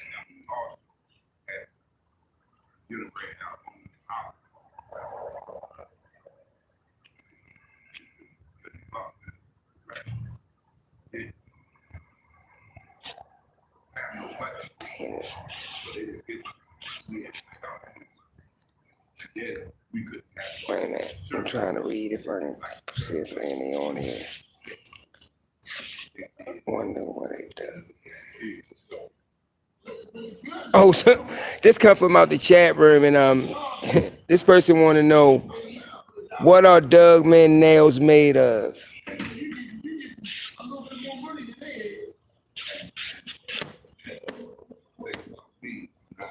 What are Dogman nails made of? Well, I don't know if anyone has had one on the table to examine closely, but I would imagine keratin, like everything else. Everything else, that's what their claws are made of. The same thing that comprises hair and all that. Rhinoceroses, their horns are made of that, are made of keratin. That's what I would imagine Dogman claws are made of. All I can do is guess, though. Okay, this comes from out the chat too, Vic, and they want to know what is the most common part to see a Dogman, state or county? Where are they most commonly seen? Yeah, or where can you go to most commonly see one or run into Well, one? like I said earlier in the show, they're seen all over. If you have a woods where there's an appreciable population of deer, and especially if you have coyotes, if you have coyotes in the woods, that's a sign right there of a woods it's got a very healthy ecosystem. If that woods has a healthy population of deer, and especially if it's got coyotes, then at some point or the other in the year, there's a good chance, in my opinion, that you might find a Dogman in that woods. But to point to a particular area and say that right there is the hot spot right now, I can't do that. It seems like I said earlier, Kentucky and Tennessee seem to have the most encounters coming into me right now, and it's been that way for a long time. But Pennsylvania, that's also a hot spot. Mm-hmm. There are plenty coming in from New York too. Ohio, they've got plenty of encounters down there. So yeah, I mean there are several areas like that where it's not uncommon for when an encounter comes rolling in for me to look and see, okay, yeah, that's where that encounter happened. Right. This comes from out the chat too, Vic, and this person want to know, what advice do you have for someone wanting to begin researching Dogmen encounters in their local area? Well, understand, I'm not a Dogman researcher. I don't spend time in the field researching Dogmen. I just do the best I can to help Dogman eyewitnesses pick up the pieces after they unfortunately had an encounter or encounters with Dogmen. So, yeah, I wouldn't be the best person to ask about that. If you want to know the answer to that question, I'll tell you who I would contact and ask about things like that. I would contact Kirk Stokes. If you remember Kirk, he came on episode, I think it was episode 18, I guess episodes 18 and 19. He came on those two episodes and talked about some encounters he's had. Yeah, if I had to point towards one person who knows the most about nuts and bolts Dogman related things, I would say it would probably have to be pretty close between Kirk Stokes and I'm not sure if she wants her last name put out there so people can identify who it is, but a lady named Corrine. Between those two, I think those two people, when you're talking about nuts and bolts information, on the ground information that's been learned the hard way, being in the field, researching them, between Kirk Stokes and Corrine, I think those two people, they have to know more, in my opinion, than anyone else that I know of about Dogmen. Okay. This comes from out the chat too, Vic, and B Moss want to know, she said, have you heard of Dogmen abducting people from their home? Hey, wait a minute. Why does D get to ask more than one question? I'm just messing with you, D. Have I heard about Dogmen abducting people from their homes? No. Well, there was one instance where I heard about a man who was supposedly killed. He had been in his home, but that wasn't shared directly with me. So, yeah, as far as encounters that have been shared directly with me, I can't recall anywhere anyone was abducted from their home, other than that one kid who unfortunately was killed in Kentucky not that long ago. He was supposedly taken through the doggy door and then hauled up that mountain. Yeah, I heard about that. I wasn't there. That's right. That's right. I wasn't there to look at any evidence from what happened. All I can go by is hearsay. But yeah, it sounded like it might have been a dog man that went into that home and hauled that kid up that mountain and killed him. But again, that's all.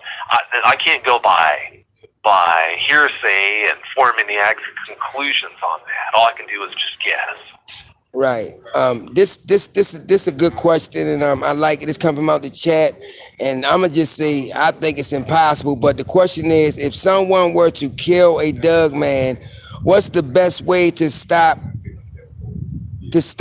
the government from confiscating it? Well, see, that's the thing. There's so many people out there who have this idea in their heads that, okay, I'm going to prove that dogmen exist. I'm going to prove they exist. If I can kill a dogman, that my problems, as far as doing that, are over. Well, no, if you kill a dogman and you've got this idea in your head that you want to prove that they exist, your problems have just begun. Absolutely. When you look at, oh, definitely. I mean, touching on what I was saying earlier on in the show, when you're dealing with the United States government and all the resources that they have at their disposal, if they have it in their minds that they do not want you to do something, then you've got so many obstacles to overcome that it's almost insanity to try and accomplish that goal. Let's do a hypothetical. Let's say a dogman walks into your backyard and then has a heart attack and falls flat on its face, dead, 5 feet from your back door. So you haul the stinking thing into your house. Okay, good. You've got it inside the house. You shut the door. Now what do I do? What do I do to make sure the government can't stop me, can't prevent me from proving that these things exist? You know what? I'll tell you what I'll do. I've got a friend who works at the local TV station. I'm going to call up Frank, have Frank come down here with a crew and film this thing. Well, if I do that, then I'm home free. Okay, yeah, let's say you call Frank, and Frank, he hops in the van with the crew. They come down there, and they start filming this dog man and all that stuff. Okay, well, yeah, that's all well and good, but when, and I say when, confidently, some government official contacts you the next day or maybe even that day, and well, I guess not necessarily contacts you, they show up. They show up and carefully explain to you, let's say your name is Mike. Well, Mike, it's really unfortunate that you faked that dogman carcass that you say you found. Well, you know, you being Mike, you explain to him, no, it's not a fake. This is a real thing. Here, come take a look at it. Well, as you look, the other agents are hauling that body off, and they throw that into their van, and they speed away as you're standing there talking to this agent. Well, the agent, he goes on then at that point to explain to you, no, like I said, it sure is a shame that you hoaxed that whole dogman carcass. And then if you tried to buckle down, double down, and set your feet in the sand and take a stance, well, he explains at that point to you, now look, it really would be a shame for us to have to arrest you for the child pornography that we found on your computer in the back bedroom there, Mike. That sure would be a shame. Now, that doesn't have to happen if you come forward and admit that you hoaxed the whole thing in a press conference tomorrow, then everything's all well and good.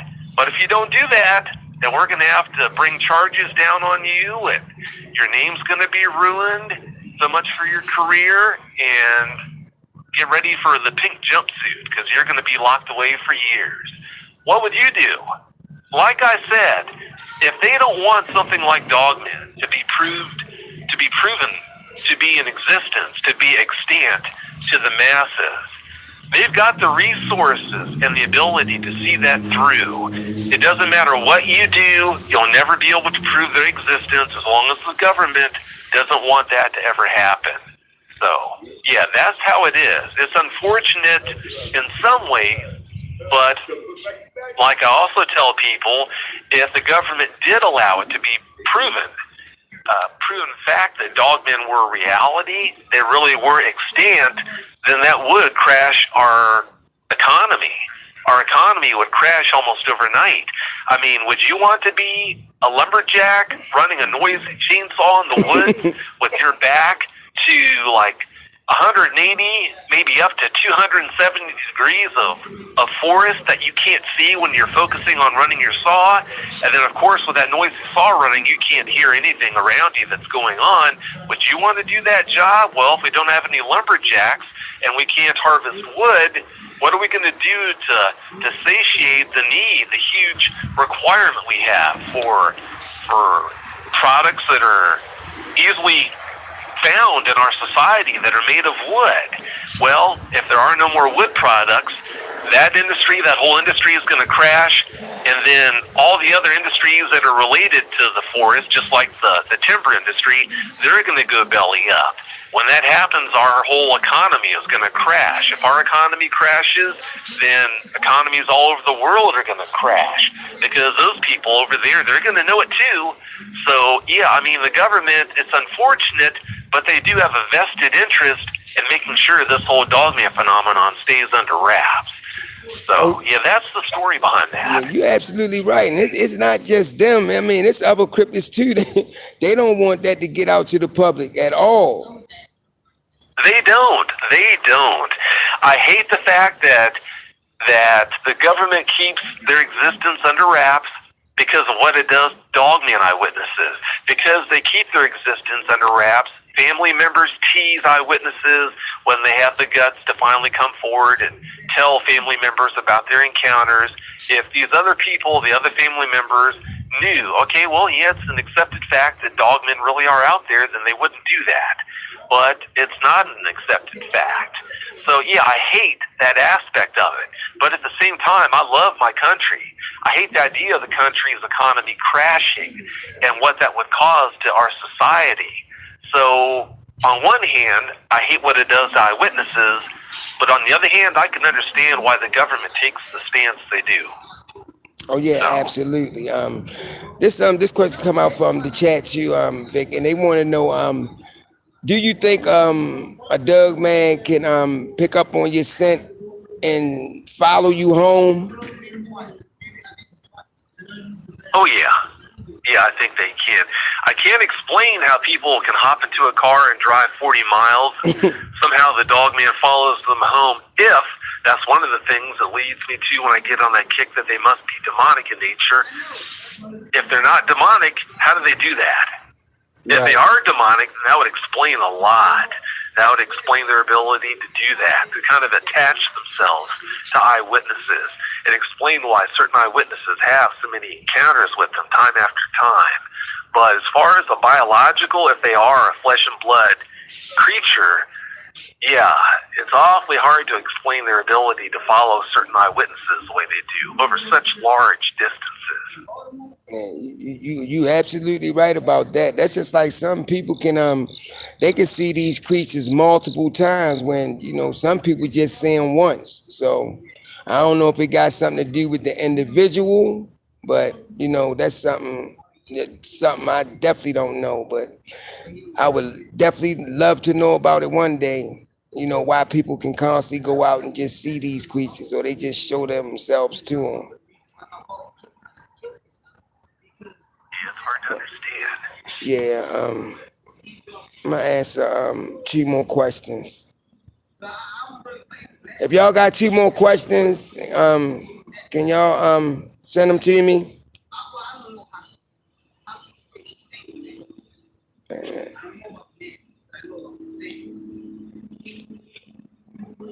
If he remember, let me see what he say. Oh, somebody would like to know in the chat room, do you remember any encounters from Ontario, Canada? I do remember encounters coming in from Ontario, that area, but I can't recall what happened. I have so many encounters that come in and are shared with me. It's like a blur trying to remember what happened with this one or that one, especially from this area or that area. So, yeah, they have been shared from that area, but what happened, I couldn't tell you. Oh, yeah, and I agree. I definitely agree with you. Oh, somebody made a good point though. They said all these encounters are proof enough, regardless of what the government says. And lately, I've been wondering if there is a connection between Dogman and missing 411. Well, we did answer that question earlier though. But me myself, I don't think they just going around, just snatching people. Not like that, because it really ain't no proof. I'm trying to get one more question. Oh, Vic, they want to know about I guess your upcoming shows on the Travel Channel and the History Channel. You know what? I had a hard time getting the answers from the producers on when to expect the shows and what the titles of the shows are going to be. I can tell you that Tear in the Woods, I've been in contact with that producer, and I think this fall you should be able to expect new episodes of Tear in the Woods.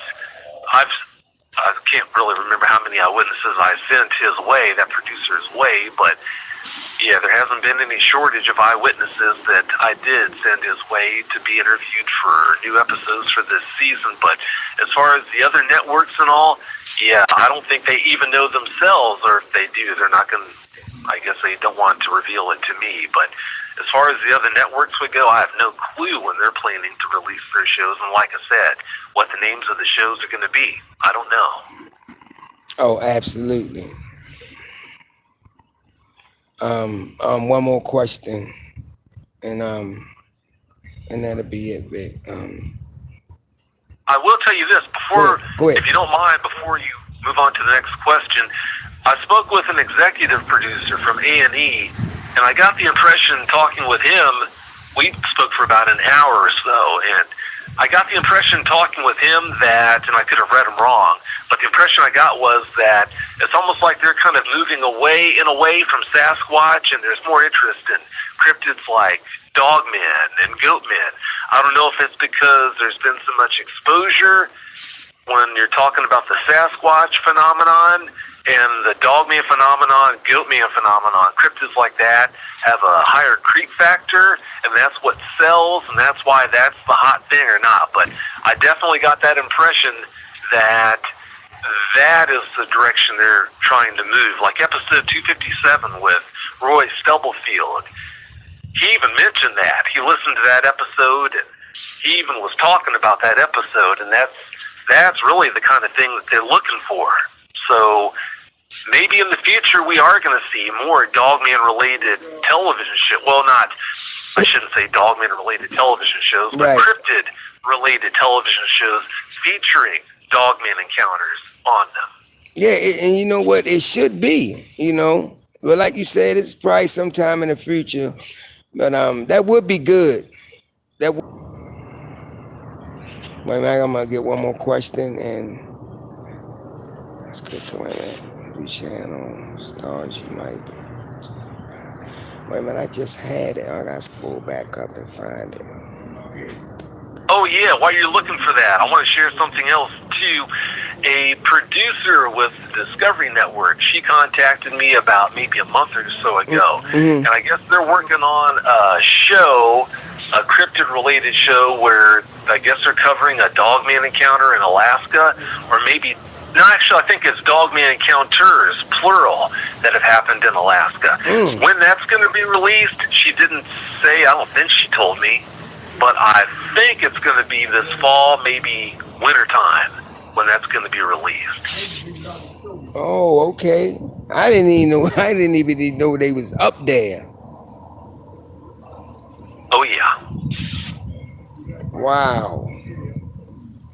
Okay, one more question on this episode. Thank you, Marvin, and thank y'all for tuning in.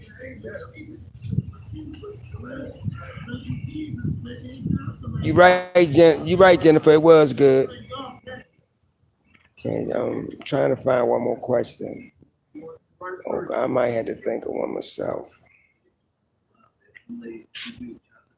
Okay, I'm gonna ask one. Vic, how long do you think you'll be doing Dogmen Encounters? Wait a minute, Marvin. Who said you got to ask any questions? No, just messing with you. Well, I plan on doing that. I don't have any plans on quitting anytime soon. It's not like I'm gaining ground here. I mean, over time, the encounters seem to keep coming in bigger and bigger numbers. I mean, I plan to keep doing this as long as I can. So, yeah, I can't answer that question definitively. All I can say is just the fact that I don't plan on stopping. You know what? I don't blame you. I mean, I guess that's just like me. It's a passion of mine. You know, ever since I had my encounter, you know, and I came on your show, been on there, you know, numerous times. I just love what I do. You know, I love helping other people too. You know, so as long as I'm gonna say the man upstairs permit me to keep doing this, then I'm gonna keep doing it. I like the sound of that. You're a good man for helping people the way you do. You help a lot more people, so many more people than what pretty much anyone who knows about you would ever realize. Like you said on the last show where you came on last week and did that episode, and like you said, you tell eyewitnesses that you don't turn your phone off. They can call you anytime, day or night. Well, that says everything about you right there. So I've always been really impressed by you and how you conduct yourself and the way you try to help eyewitnesses. I think that's just really admirable. I really do. And as you know firsthand, when you talk with an eyewitness and at the very start of the conversation, they're just beside themselves, almost screaming or crying, sobbing, and just having such a hard time dealing with the encounters they had. And then by the end of the conversation, they're actually laughing and everything is okay. You know they're going to be able to function. I mean, that's just that makes you feel so good. How could you walk away from that? So, yeah, just like you said, as you know from doing this, you almost feel blessed. I know I feel like I want to pinch myself being in a position to be able to do this. So, yeah, just like you, I don't have any plans on stopping. Absolutely. I'm the same way. But Vic, I want to thank you so much for coming on my live stream. You know, it really means a lot to me, man, and I'm so grateful. Oh, you're welcome. You are welcome. Anytime you need me, if I can help out, then please do let me know. Oh, by the way, I am going to get paid for this, right? Yeah, Vic, the check gonna be in the mail. Sorry, just had to mess with you. Yeah, but thank you so much, Vic. I really appreciate it. And like I said, man, anytime you need me, you got the number. I'm there. Well, that goes two ways. I appreciate that. Thank you. And thank you. You're welcome. All right, and enjoy the rest of your night, Vic. You too. Thank you. All right, bye-bye.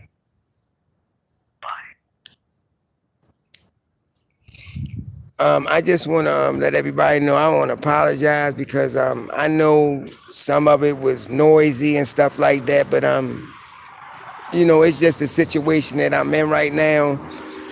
It's not like I'm doing it intentionally, you know. I mean, it's gonna get better. I try to go to a quiet place, but as you can see, it's always somebody that's it's like they interrupt me, you know, and I try to do the best that I can. And I'm not making up no excuses or nothing like that, but you know, I apologize, you know, even on their behalf, you know. I'll be the first to say, you know, I'm sorry.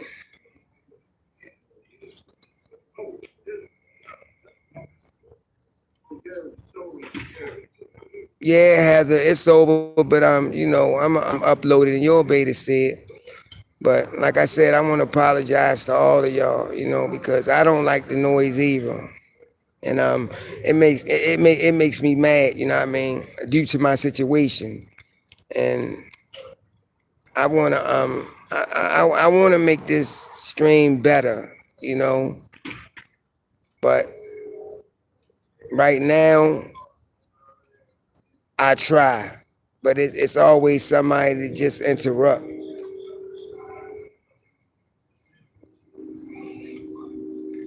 I love you guys. Y'all the best.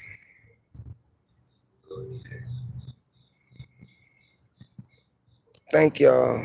Yeah, I enjoyed the show though. And y'all sending some, some good questions. So I think we did good tonight.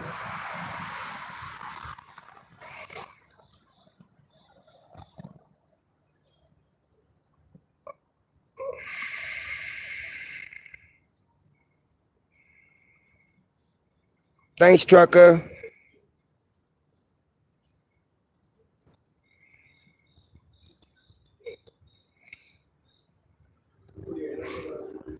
Thank you, Vixen, for making sure we ain't get no trollers in there and say anything in the chat room. I'm glad you was there. I know you asked Jennifer and B to be moderators, so I hope they take you up on that.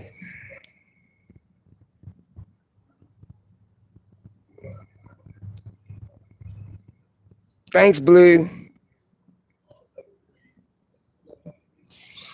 Yeah, it rocked though, Vixen. It do. I mean, I think we did good tonight. I really do. And it's only gonna get better. We can only go up now. We don't have to look back.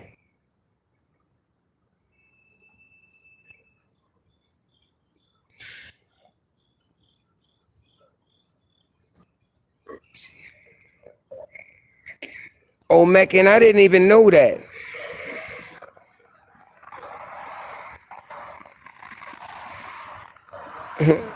My best Scorpio said, "Fear not, the best is here. The rise is here." Thank you, Blue.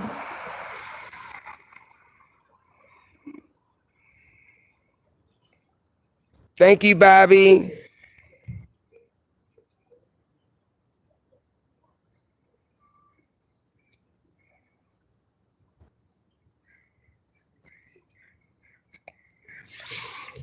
That's crazy, Vixen. Anytime somebody harassing you.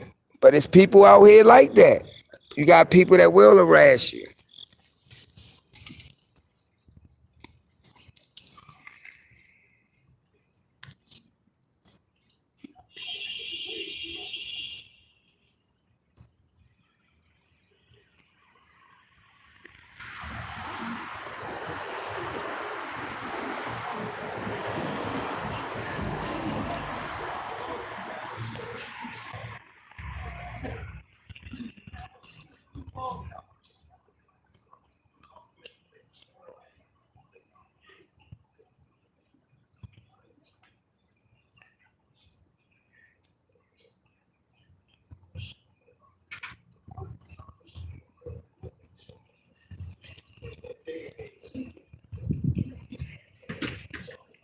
Yeah, we're gonna definitely need moderators.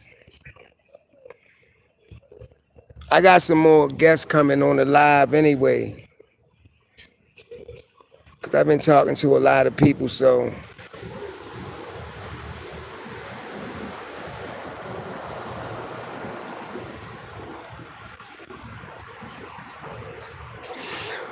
I know Venomous. I'ma do that tomorrow. I'ma go on and make y'all moderators.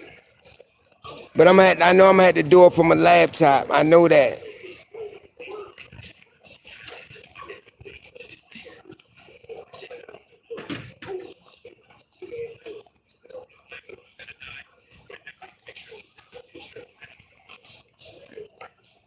Cause I know y'all will make good moderators. Ain't no problem, Vixen.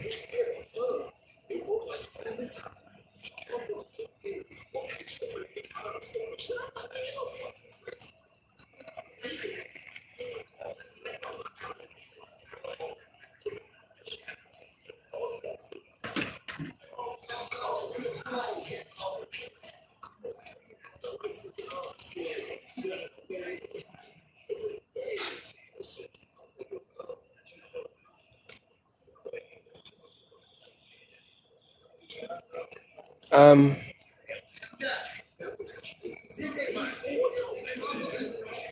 yeah, Jennifer, Vixen, and B. So it'll be all three of y'all be moderators.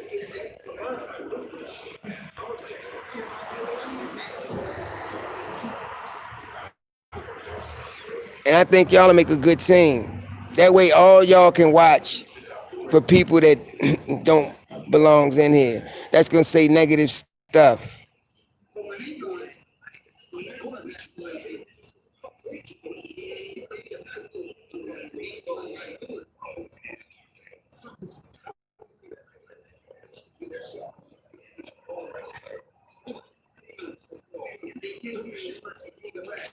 That's right, Vixen. Protect the pack.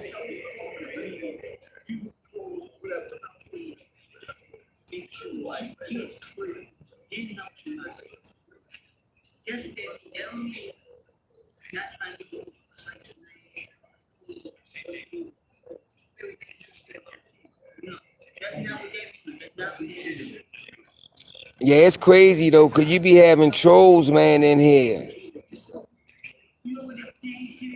And a lot of them, they don't know what to say out their mouth.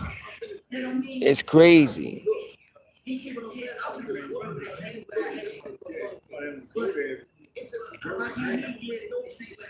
I just hate when people fish for information on another person.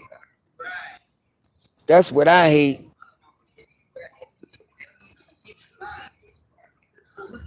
They'll go to another person, try to find out everything that they can about that person. Hey, Southern guy, what's up? Yeah, the pack in the house.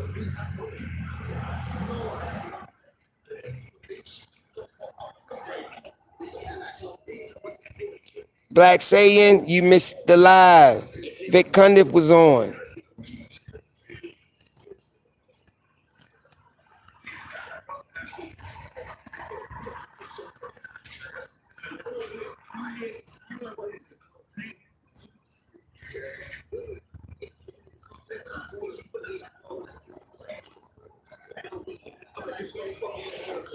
Um, 2018. I really don't want to say my age, Ray, but it was in 2018. So it wasn't like I was younger. Well, a couple of years younger, but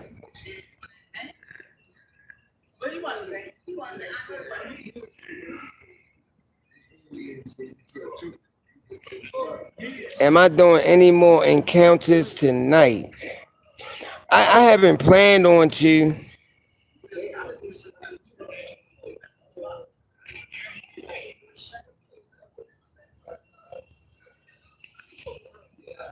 Sure I will, but I guess who's that Kiket? Oh, I can't pronounce your name. Send me the information.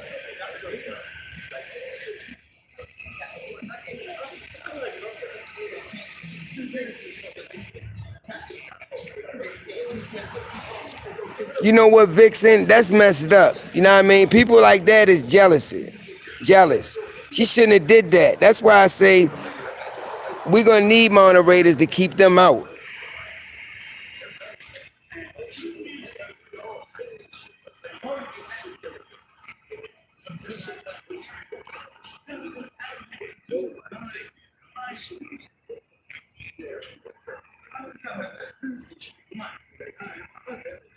Yep, Jennifer, she is a weirdo.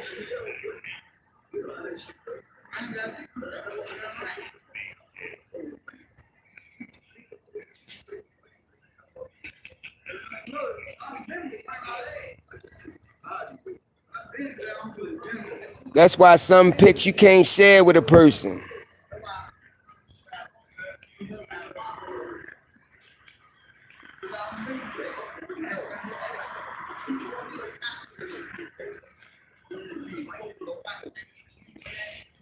Absolutely, Vixen. It don't. It don't have no place here, and we ain't gonna tolerate it. They ain't got to worry about coming back.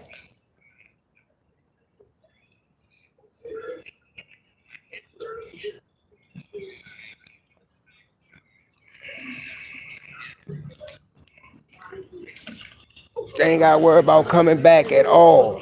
Period.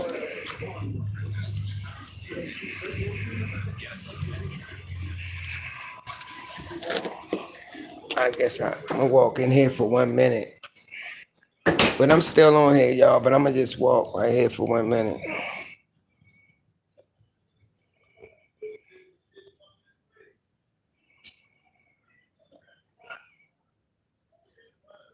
I don't blame you.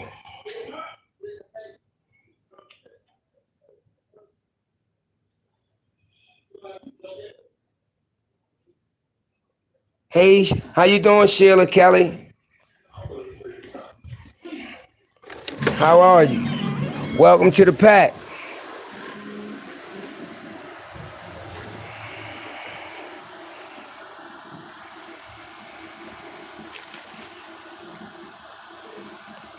You absolutely right, Jennifer.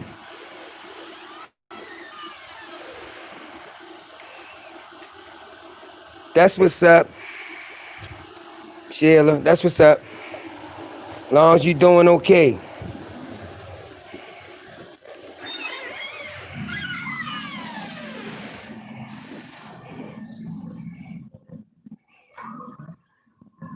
We all gonna pray for her.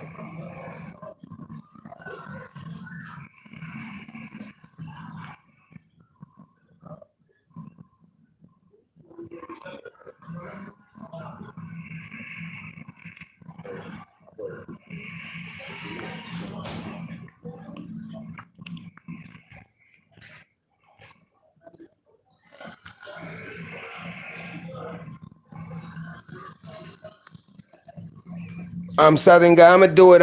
We're gonna do another live this week.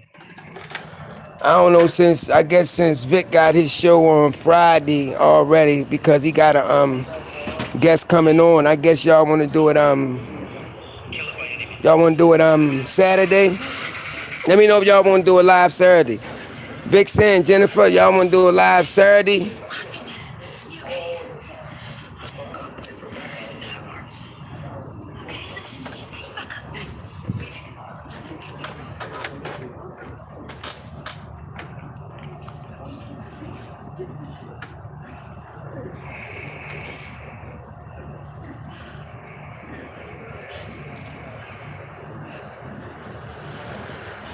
Southern guy, we can do it Saturday.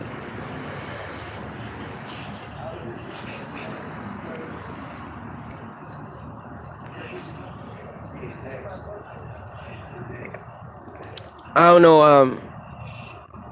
Y'all can pick a subject and we can talk about it. You know what I mean? So send them in to me and whichever we get the most of, that's what we'll talk about.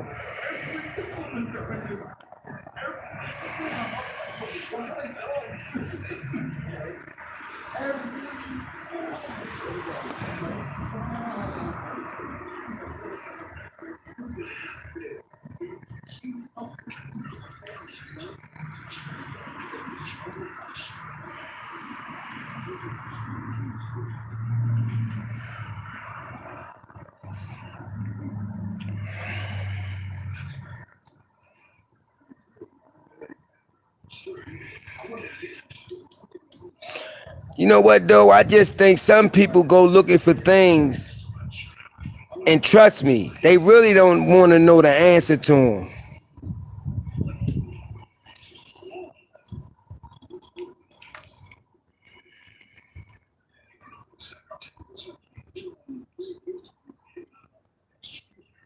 What's that, Aunt Rock? I think some people just don't want to know the answer to some things.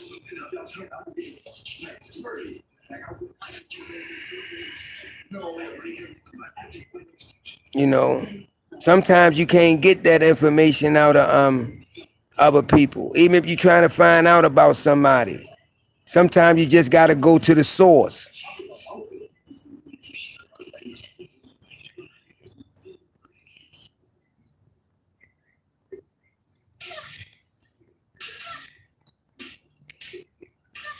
Yeah, that would be good, Dr. Lupus.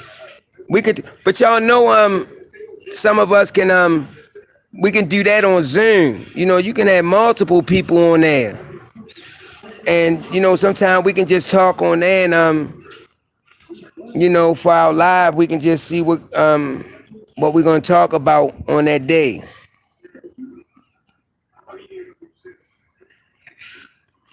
Omisian, oh, I'm in Maryland.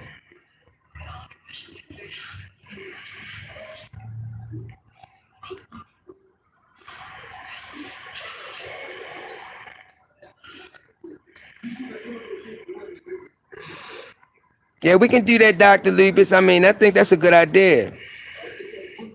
But I know, yeah, Aunt Rock, I am.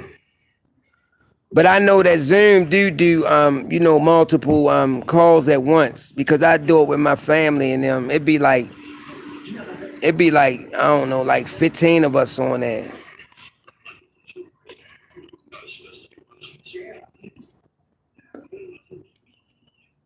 Yeah, Ray, you ain't that far. I did a lot of encounters out of Pennsylvania too. I done had so many of them.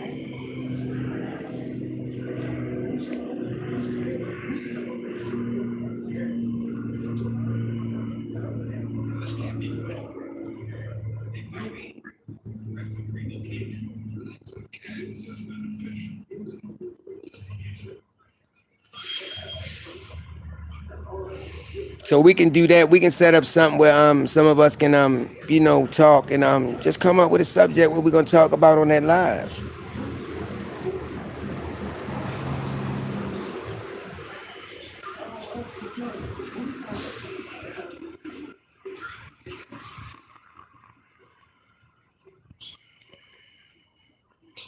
No, I haven't had any near Pittsburgh. Who's sharing cigarettes? Southern guy. They need some puffs. Who want to share with? Anybody got some cigarettes they want to share? You know what, Ray? I think so. I would have to check my account. Cause I done had so many over the few years that I've been doing this. I had a lot. You gotta think, I've been on Vic's show 5 or 6 times. Then I got my own YouTube channel, and then I got the live. So I done did a lot of encounters. Hey Sabrina.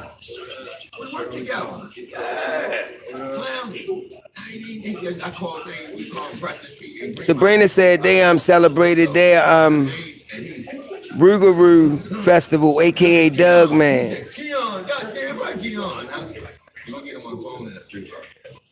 Keon will be happy that I'm in. Yes, they will. He'll be happy that I got my Oh, I didn't know that was his father. I didn't know that was him. We did not know nothing about each other. I mean, start talking. Start naming my Okay, Ray. I mean, you know what, Ray? You can just ask around, though. I mean, you might run into a person that had an encounter up there. That made me feel good. That $600 too. Shit. She don't get it all tomorrow, but she got 150 of it. Some of that come down here tomorrow, baby. Just come down here. That's all. I don't give a fuck if it's 40. It's something. You know what I mean? I can walk out here with y'all now and go to. You know what? You might be right. But like I said, if you want to find out something, you always got to go to the source. You know, you can't go through the back door or nothing like that because you ain't gonna never find nothing unless that person got something to hide. See what God does. God sends people in the right direction. And this is the #1 donor. I swear it is. I've been living around here. Yep, Vixen, Saturday at 7. I'm hooked to all of this here. Yeah, unless somebody got something to hide. Perkins, Douglas, Lombard High School, no, middle school, I went to that. But then you gotta ask your question this. Ask this question. Why would somebody go and try to find out about another person? That's just crazy.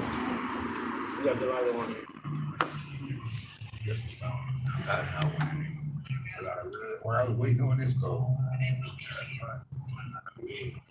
I got these bricks too. Yeah, it's been a lot of Dogmen encounters in California. You won't see me smoking. I just did some. I sell it. California, Texas, Ohio, I'll sell you some. I ain't smoking none. I'm finished. Canada. 2 years old. Hey Denise. 2 years ago, I was about 6 years ago. That's like. I do 62 years ago, it was like this.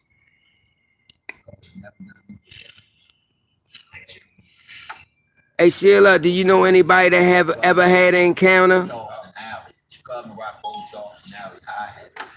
All them big guy, big guy. Peanut cheese, Willie Williams, White Line.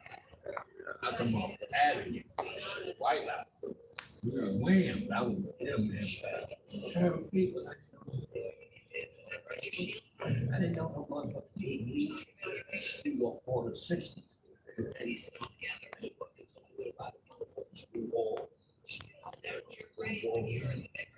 Might let me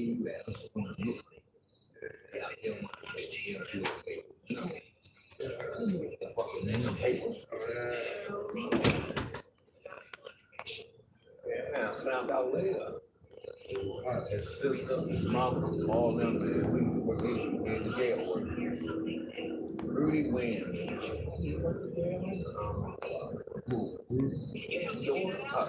The mother, I mean, mother and the sister. Oh, okay.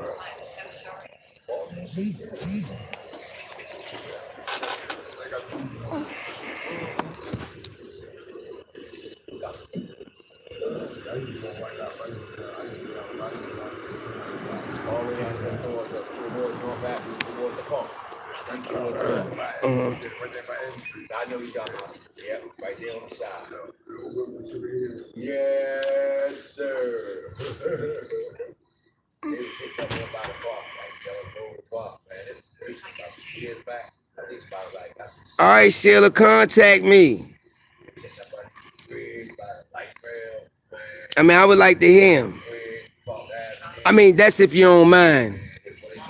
Let me ask that first. If you don't mind talking about it.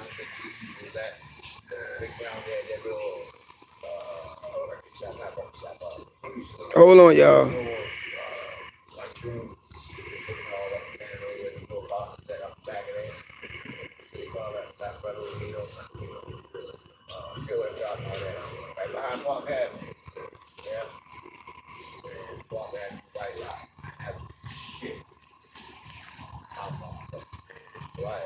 Hold on, y'all. I'm coming. I ain't going nowhere. Hold on.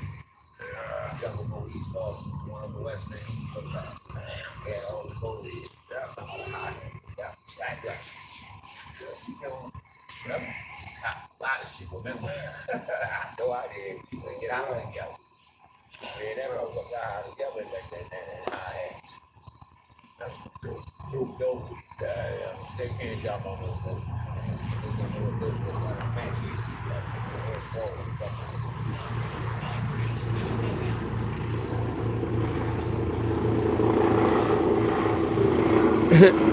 All right, Denise.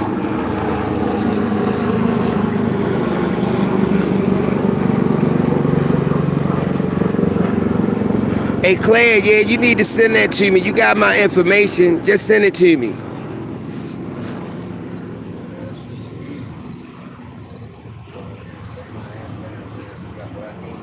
You too, Blue.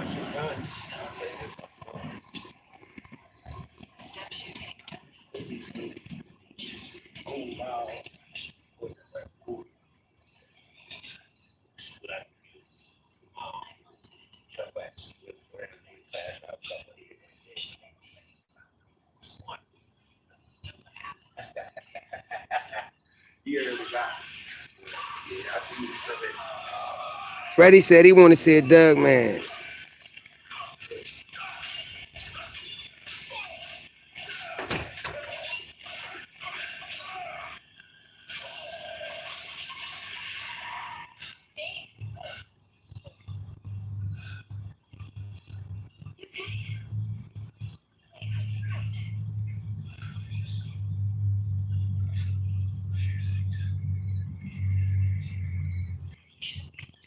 No, Angel, I don't live in Louisiana. I live in Maryland.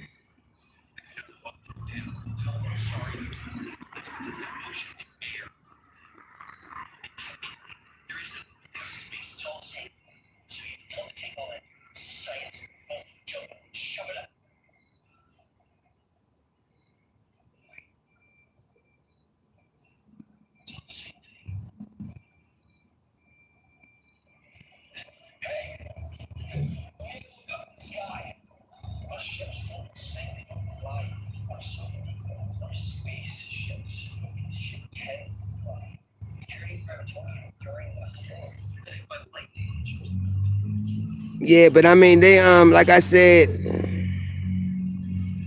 oh, you dozed off. You went to sleep.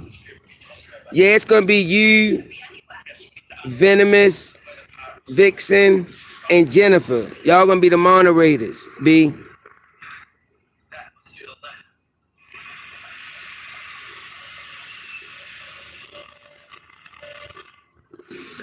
No, I never heard of them, Sheila, but sound interesting.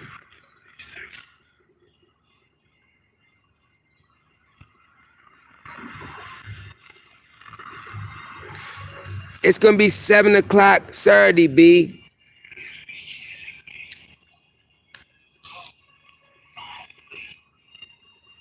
But we're still, and one thing was, you know what I mean, what we talk about in this live stream, let it stay here.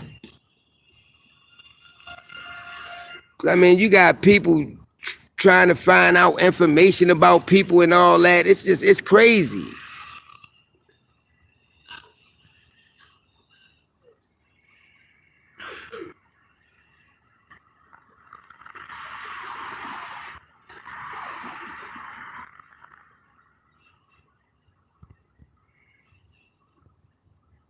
Yeah, Denise, 7 o'clock Eastern time. Because we on the East Coast, a lot of us anyway. But that's what time we're gonna start. So we need to come up with a just send in something that y'all want to talk about. Just send in some topics. And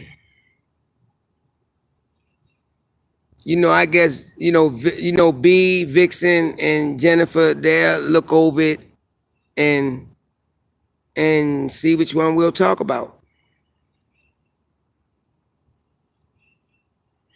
Texas in the house. Denise, Justice.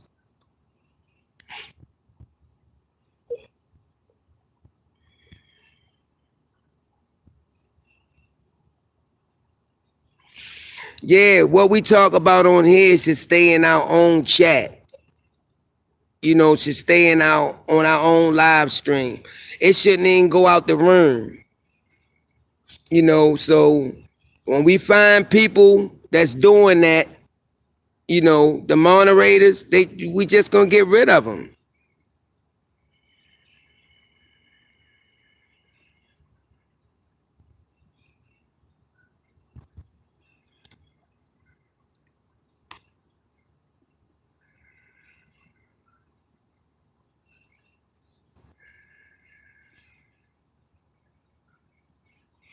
We're gonna just get rid of them point blank. Cause it is people out here like that.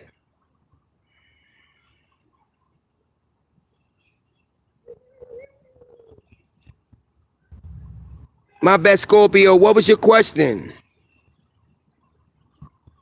Hey Heather, have you heard of any encounters out in Arkansas?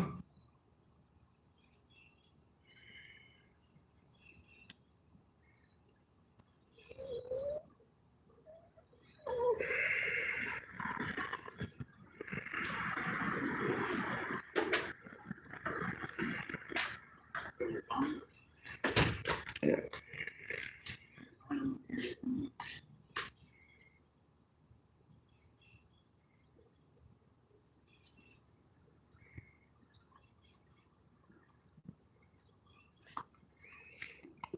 So that's what the moderator's here for.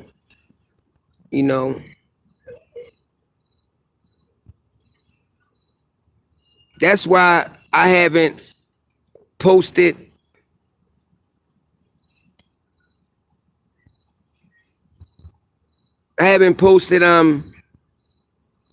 some pics that I got. Somebody drew me some pics from out of the UK, but they gonna watermark them and put my name on them, so won't nobody steal the idea because they some good pictures.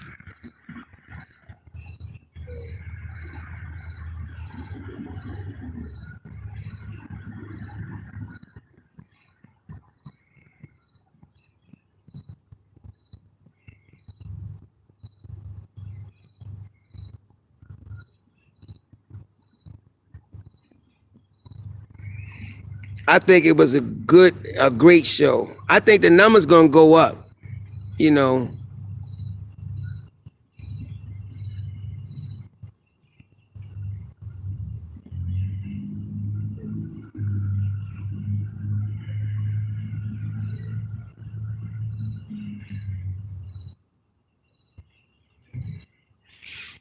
Oh yeah, the government is gonna come and see you if you run into these creatures.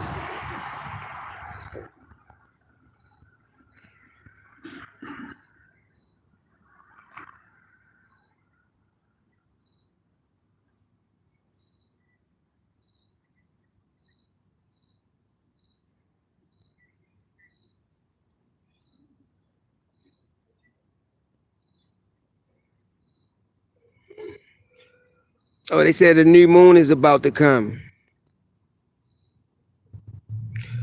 Yeah, Dogmen do. I think they designed to just scare people. Just to look, just to look at them. It's gonna. I mean, it put fear in a person.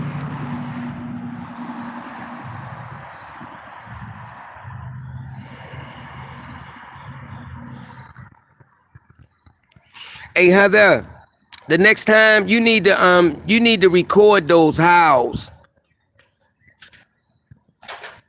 so me and my team can listen to them. I would love to hear them.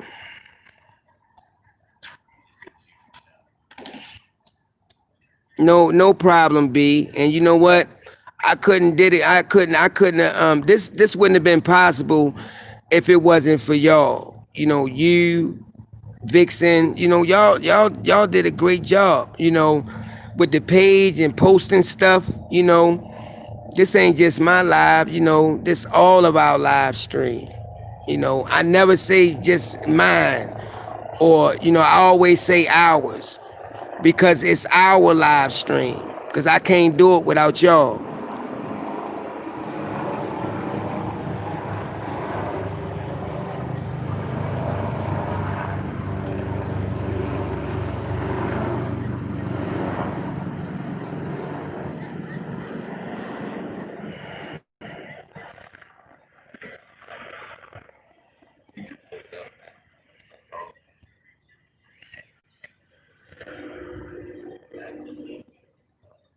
Hey, Aliyah.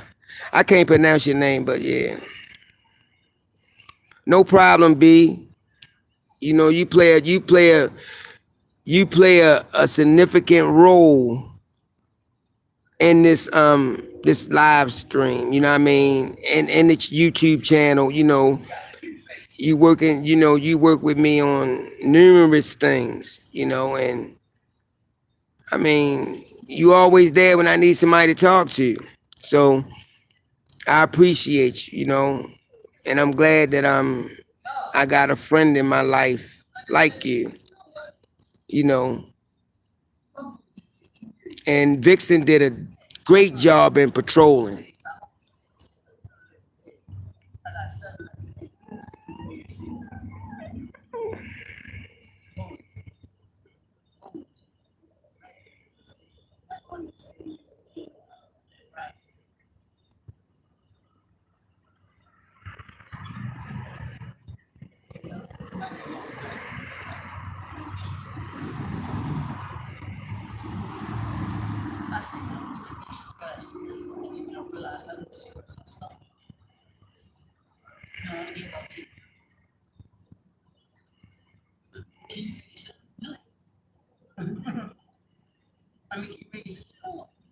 Yeah, Ray, I don't mind. I seen it in North Carolina, 2018.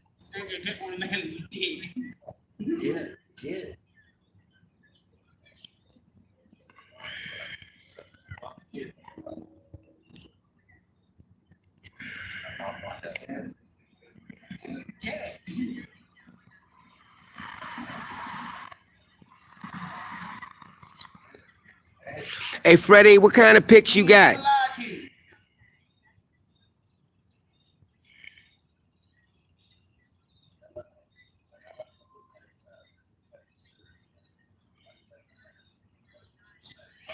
You right, Sabrina. They definitely come out in the daytime too.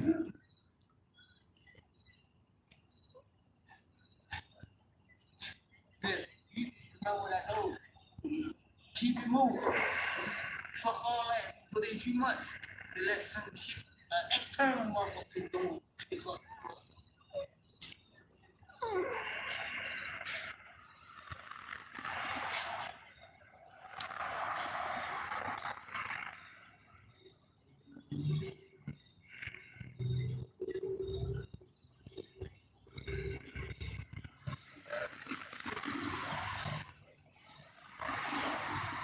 All right, Denise, send it to me. Just send it to my page.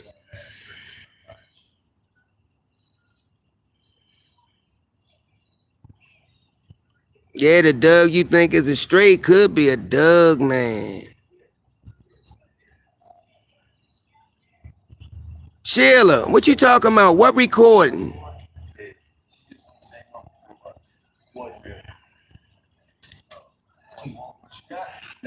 You know, yeah, anybody is welcome to join the Doug Pack.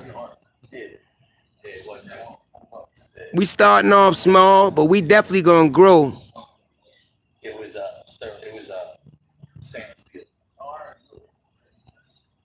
Oh, you told me to watch. No, he wasn't here for. Yeah, Denise, you can email the Facebook page. No, not that. Put it on True Dogmen Encounters with Marvin Allen and the Doug Pack. Or you can just put it on my page. It don't matter. No, not him. A different guy. I know. Oh, okay. I see what you're saying now. Gotcha. I know what to look for when my buddy was shot. He already told me what to look for. That's why the minute I looked at it, I would have got a battery put in it.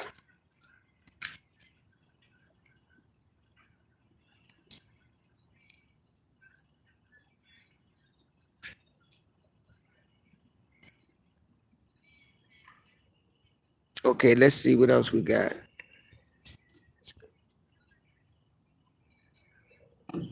Sheila say she just heard something that sound like a Doug man. Anubis, yeah, you right.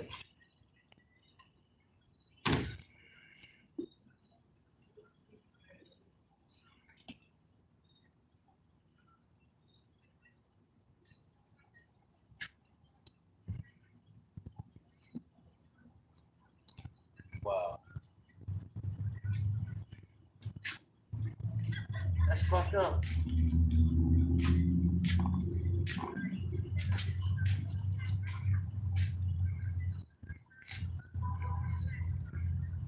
That's fucked up. I know, but still, you still have to do it in the house.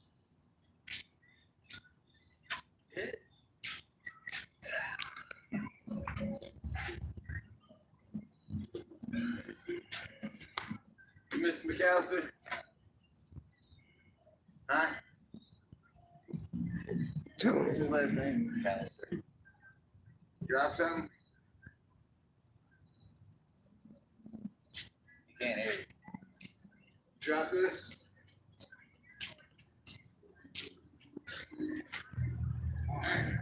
Don't have right here. How about do that? I thought it was all done. I so good, bro.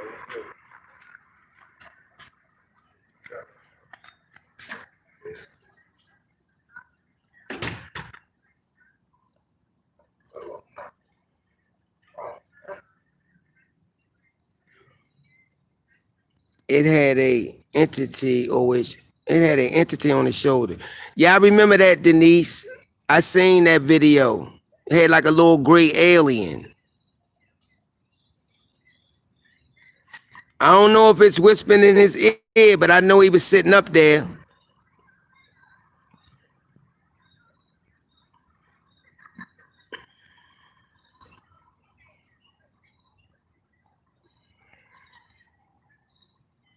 And another thing, everybody in the pack can post something on the page.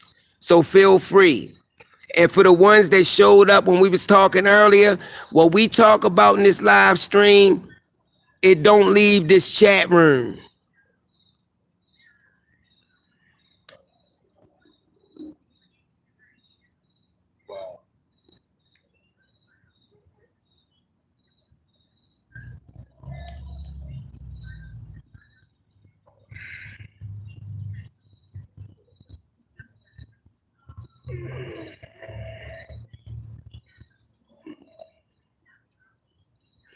All right, put the link, Sabrina.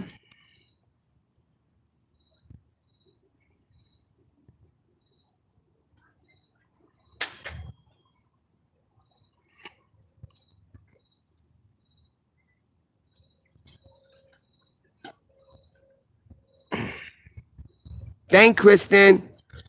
No, but I'm just letting them know though, Kristen. What we talk about should stay between us.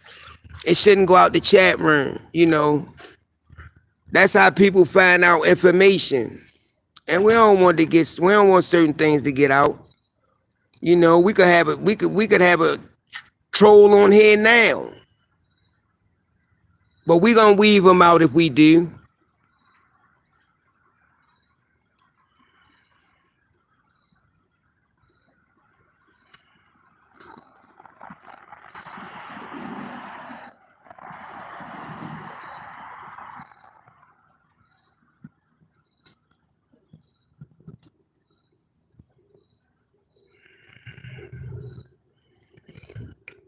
Man, I love you guys, man. Y'all the best subscribers and the best Doug pack a guy could ever ask for. And I truly love y'all.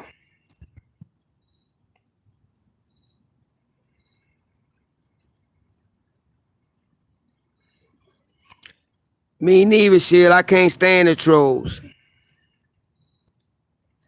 What episode is about mind counters? 193, 196, 216, 220, no, 216, 320, and 321. 93, 90, 193, 196, I think 216, 320, and 321. But I think I've been on there 6 times if I ain't mistaken.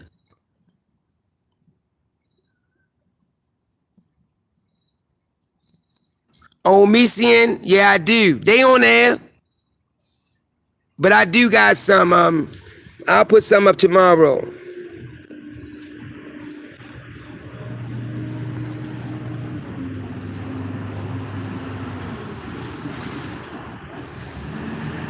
Good night, B.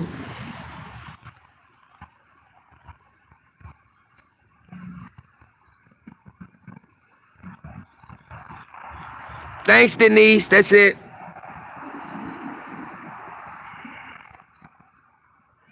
Yeah, go and listen to all of them. It's a lot of encounters on there. And then if you ain't, I got 50 something on my YouTube channel. You can go and check them out too. That'll keep you real busy.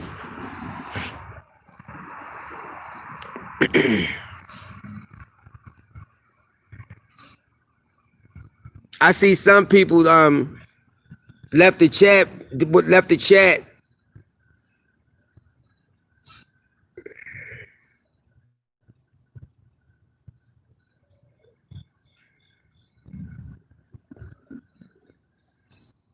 I see some people left the chat room. And I already know why they left. But it's cool. And I'm the type, I ain't gonna put a person name out there. But it's all good though.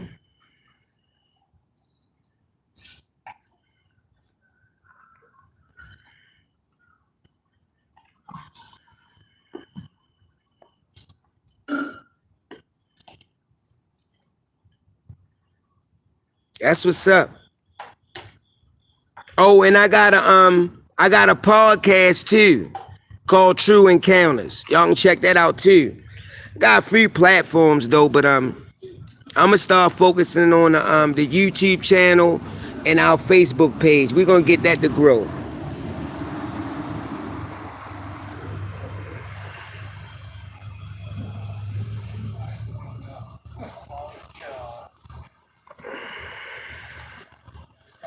person that ran it at a random time. Sheila say her bird listening too. He might like it. Thanks, thanks, Ray.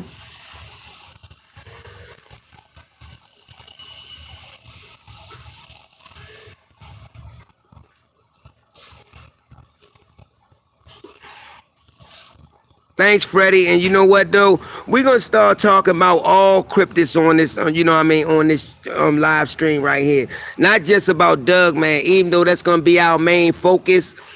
We're gonna always pick a topic. We might talk about Bigfoot, you know what I mean, Lizard Man, the Jersey Devil, you know, the Rake, the Wendigo. So we're gonna mix it up, you know, and make it more exciting. Cause you know we doing something that ain't nobody doing. You know, we bringing our witnesses on the live stream, and ain't nobody doing that but us. So we starting the trend.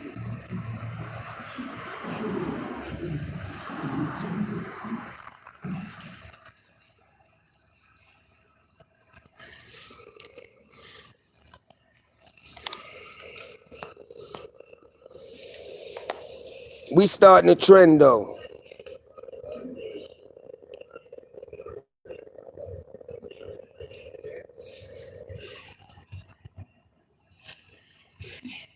Yeah, I see certain people left, and I wonder why. Well, I already know why. But like I said, it's all good though.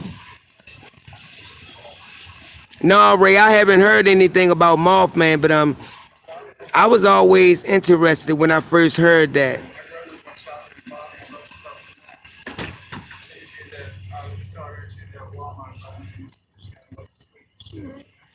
That's right. I'm glad you stuck with me. You know what I mean? Because now we just one big family.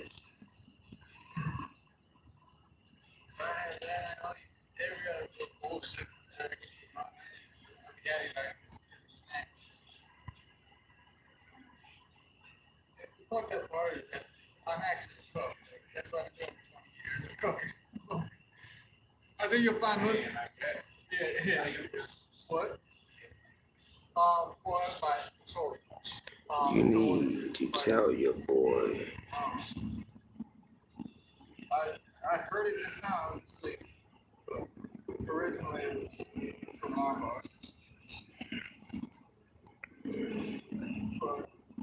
Yeah, I think if a lot of people who work for their jobs and going on just bullshit for anyway. When I got in the kitchen,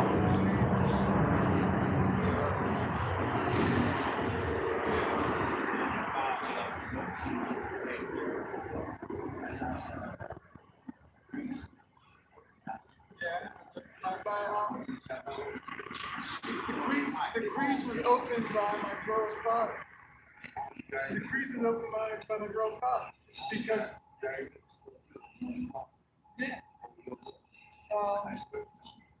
Okay, yeah. He yeah. That's so funny. It's funny. That's where she's from.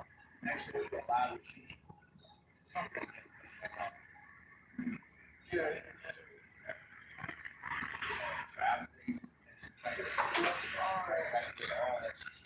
I know, it was a different side. I used to go out there skateboarding when I was young.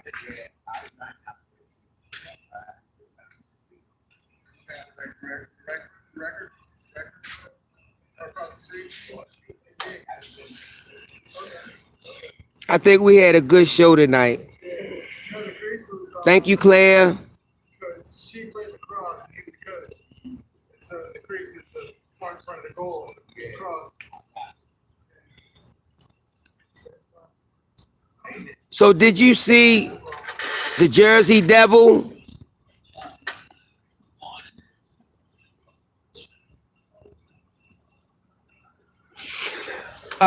Ray, my first thought when I saw my Dogman, to tell you the truth, I thought it was a tree. Like when you cut a tree off, but it was like the stump, but this stump was too big and it was black. And I was like, hold up. It's no black trees down here. So as I got closer and we was coming up, because it was facing an angle, that's when I started to see the snout, and it had a snout on it like a wolf. It looked like a black wolf, like a black timber wolf. And it was just watching some cows on the other side of the road. It was just fixated on them, you know. But when it seen the car, because it knew the car was coming past, the ears just popped straight up. Boop. I'm like, man, that's when I knew what I was seeing.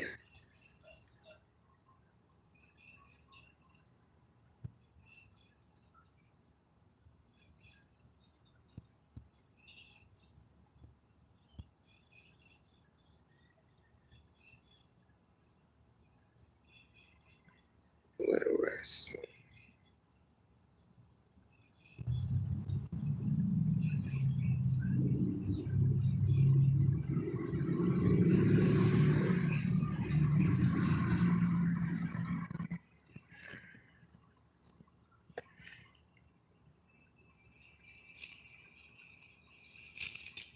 Thanks, trucker.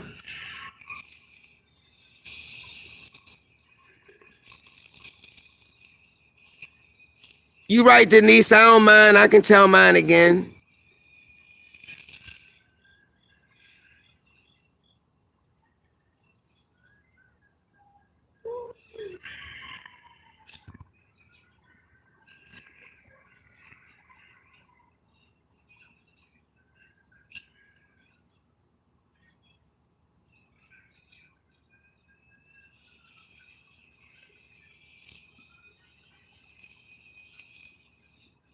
Yeah, this was a good show tonight, y'all.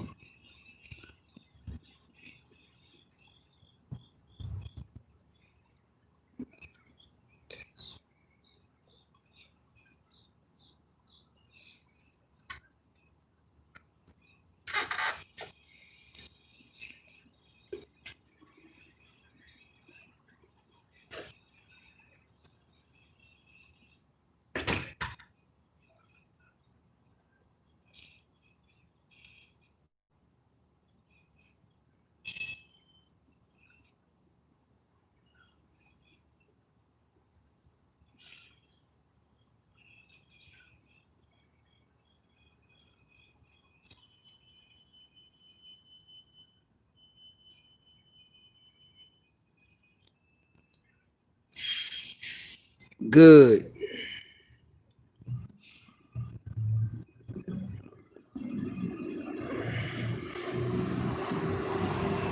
Shouldn't be.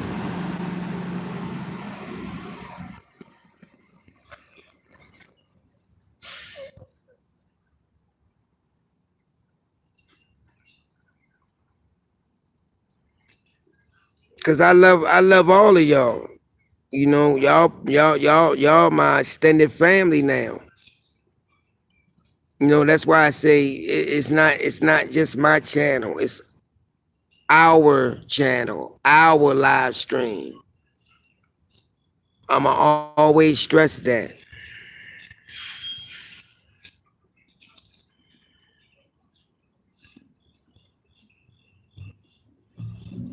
Joe, Day, you right. And I explained that situation. I explained the situation earlier, you know, and I felt bad, you know, and I truly apologize for that, you know. So that's why I say Saturday, I'ma just really have to find a really quiet place so we can live stream, because I don't want no interruption. I don't want no noises in the back. So that's what I'm gonna do.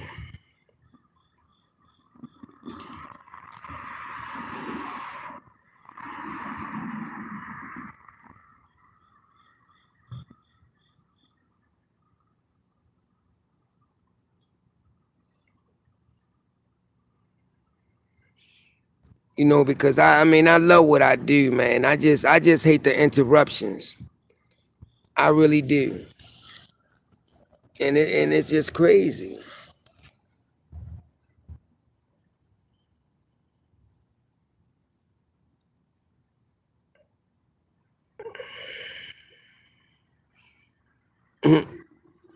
I'm glad a lot of y'all stuck around though.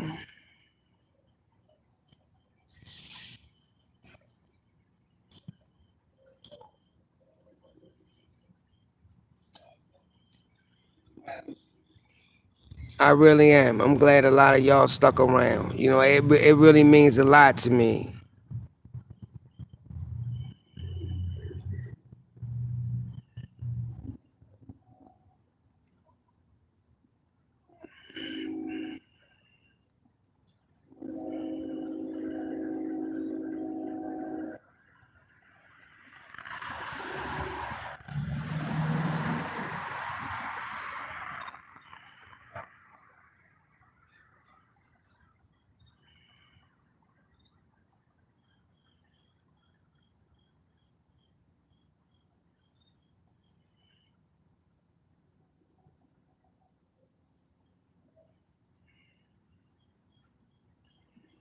I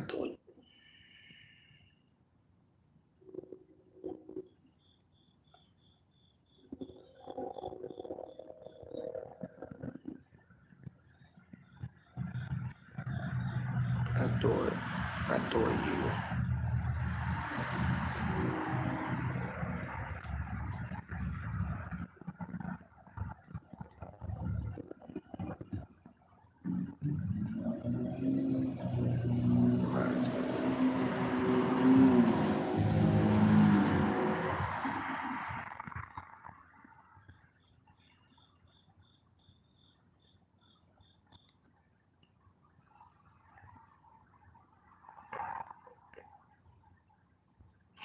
Yeah, it was, B. It was a good turnout. It really was. And they still on here. It's still a lot of people on here. They showing mad love. And I appreciate it. I'm so grateful. I really am. I mean, and they still sticking in here.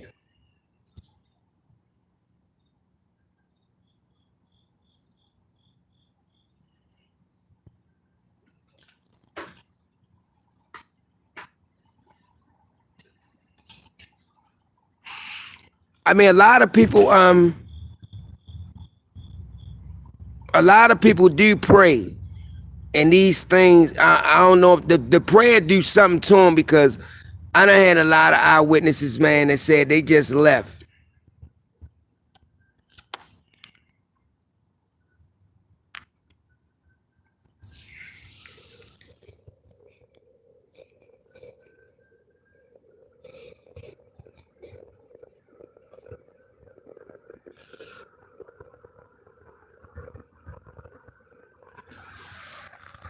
So you lying.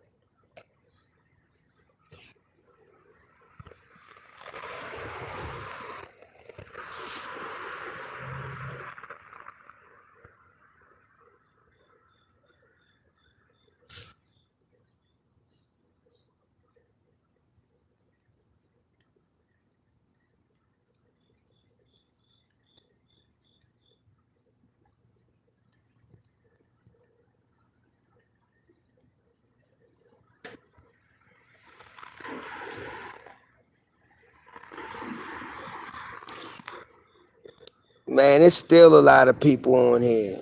This mad love.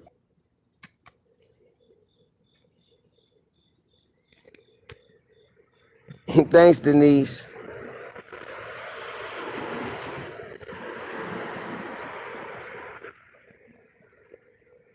That's what's up, Claire.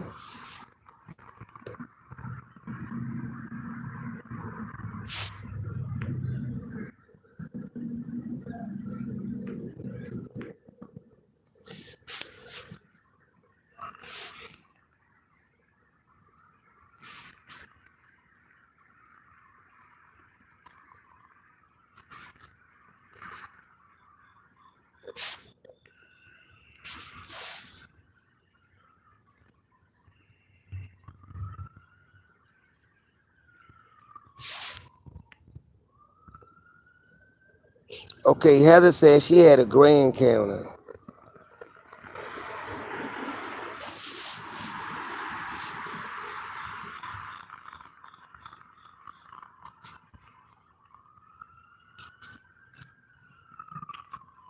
So he unblocked.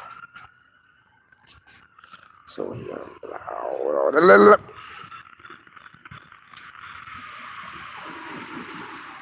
Trucker, Louisiana. 7 o'clock, y'all. All right.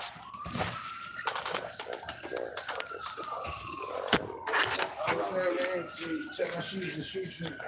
Excuse me. Wait a minute. I'm taking my. And wait a minute, y'all. I'm coming. I'll be in the dark. Yeah, I'm going straight to Oh man, hold on, y'all. Hold on. gonna be bullshit. He's for real. Hold on. I know you can hear people in the black, right? Okay, so yeah, I'm blind. I'm going to my psychiatrist. I'm gonna sick her ass on these motherfuckers too, you know. You gotta know how to use each and every one of these motherfuckers. Yeah, I'm blind. Excuse the noise though. I'ma leave out though because I don't want y'all to hear because people making noise. And again, I truly apologize for that. But due to my situation, it's just crazy. So I just left. Tried to go somewhere just a little quieter.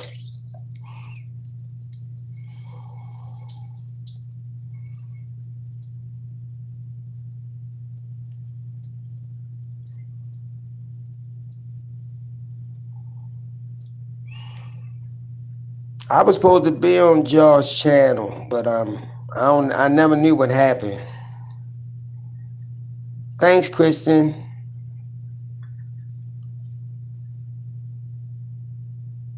Thanks, my best Scorpio.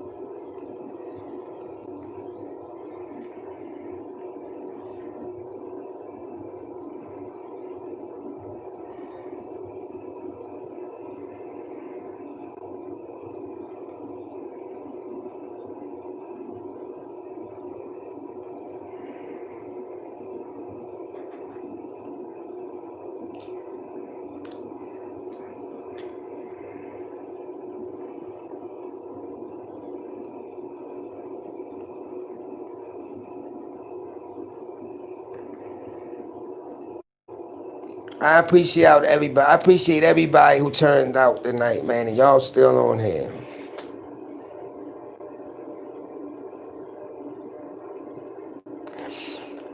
I know B, I do too, but I don't have no problem in getting him back on the show because he said he'll come back.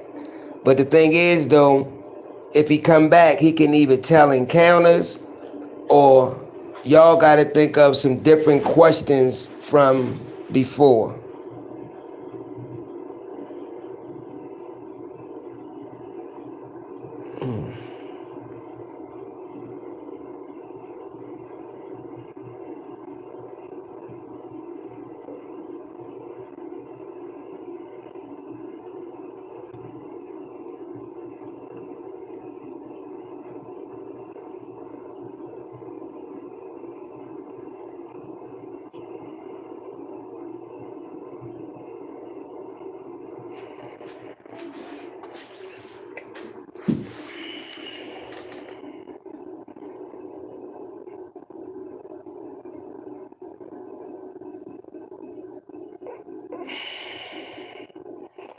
Yeah, Denise. I heard that. You know, Josh told that encounter.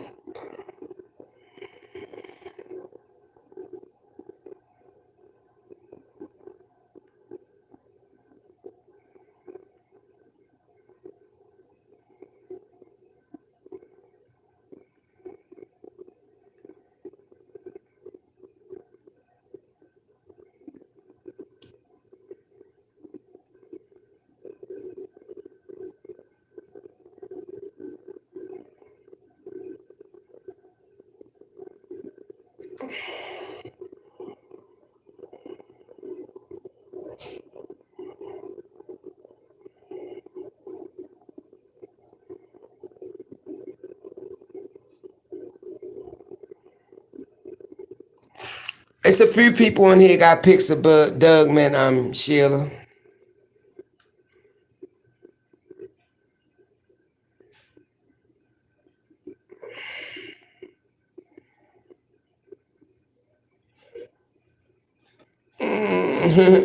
Yeah, it's quite a few people.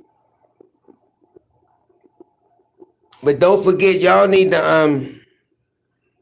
to send some topics and what y'all want to talk about on Saturday live stream, so we can discuss it.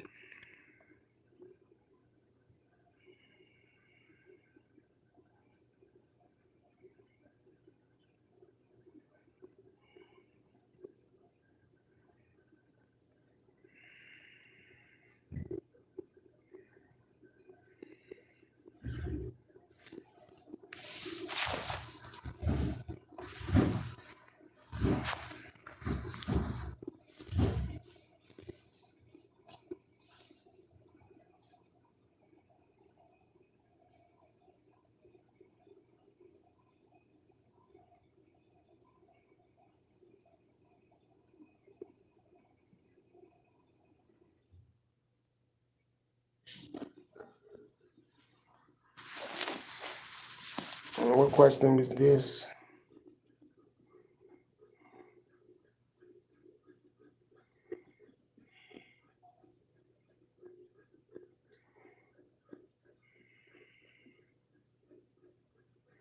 Yep, Anthony, you heard your question.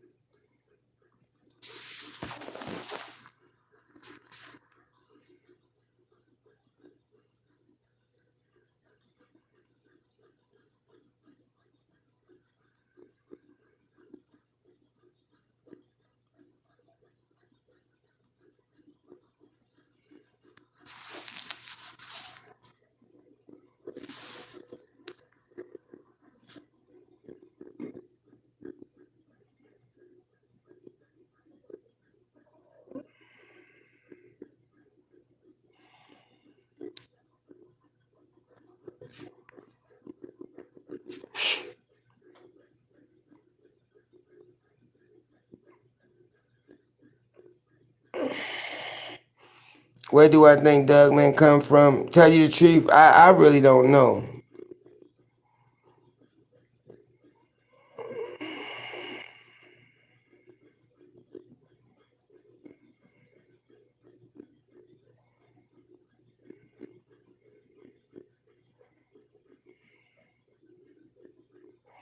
No, Sabrina, I haven't. But that's a good one.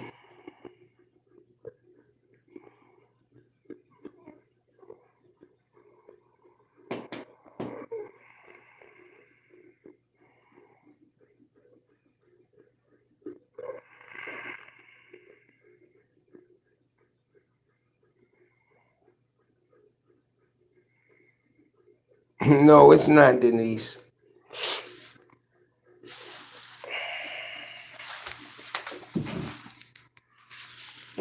Hold, wait a minute, hold up. Let me see if I can. Okay.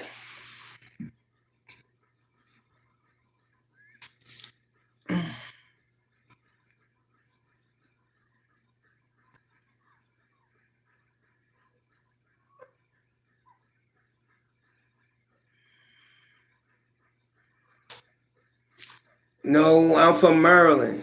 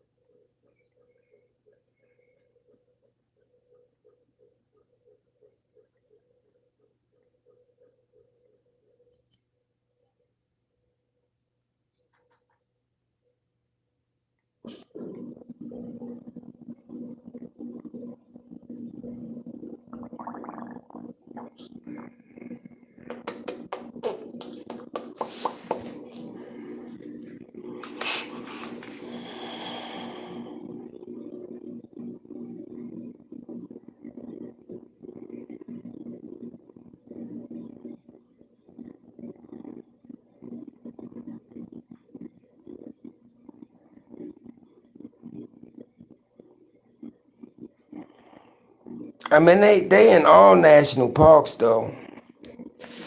They definitely is.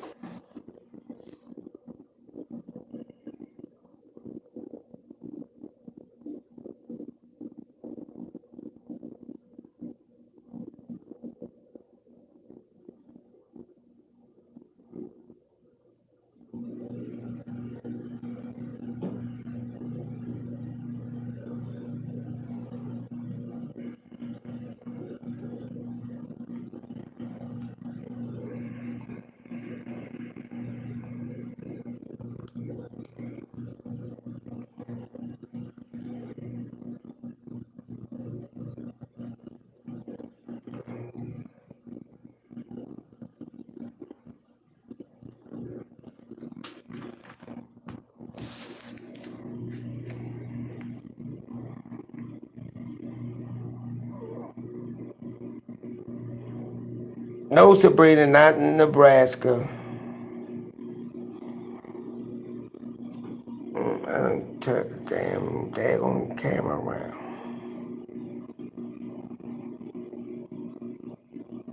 Eric, only a couple of years.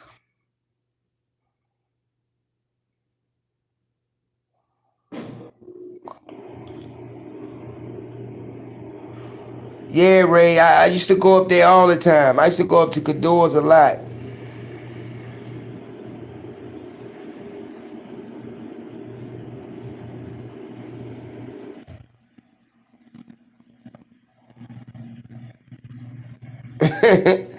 He in front of me.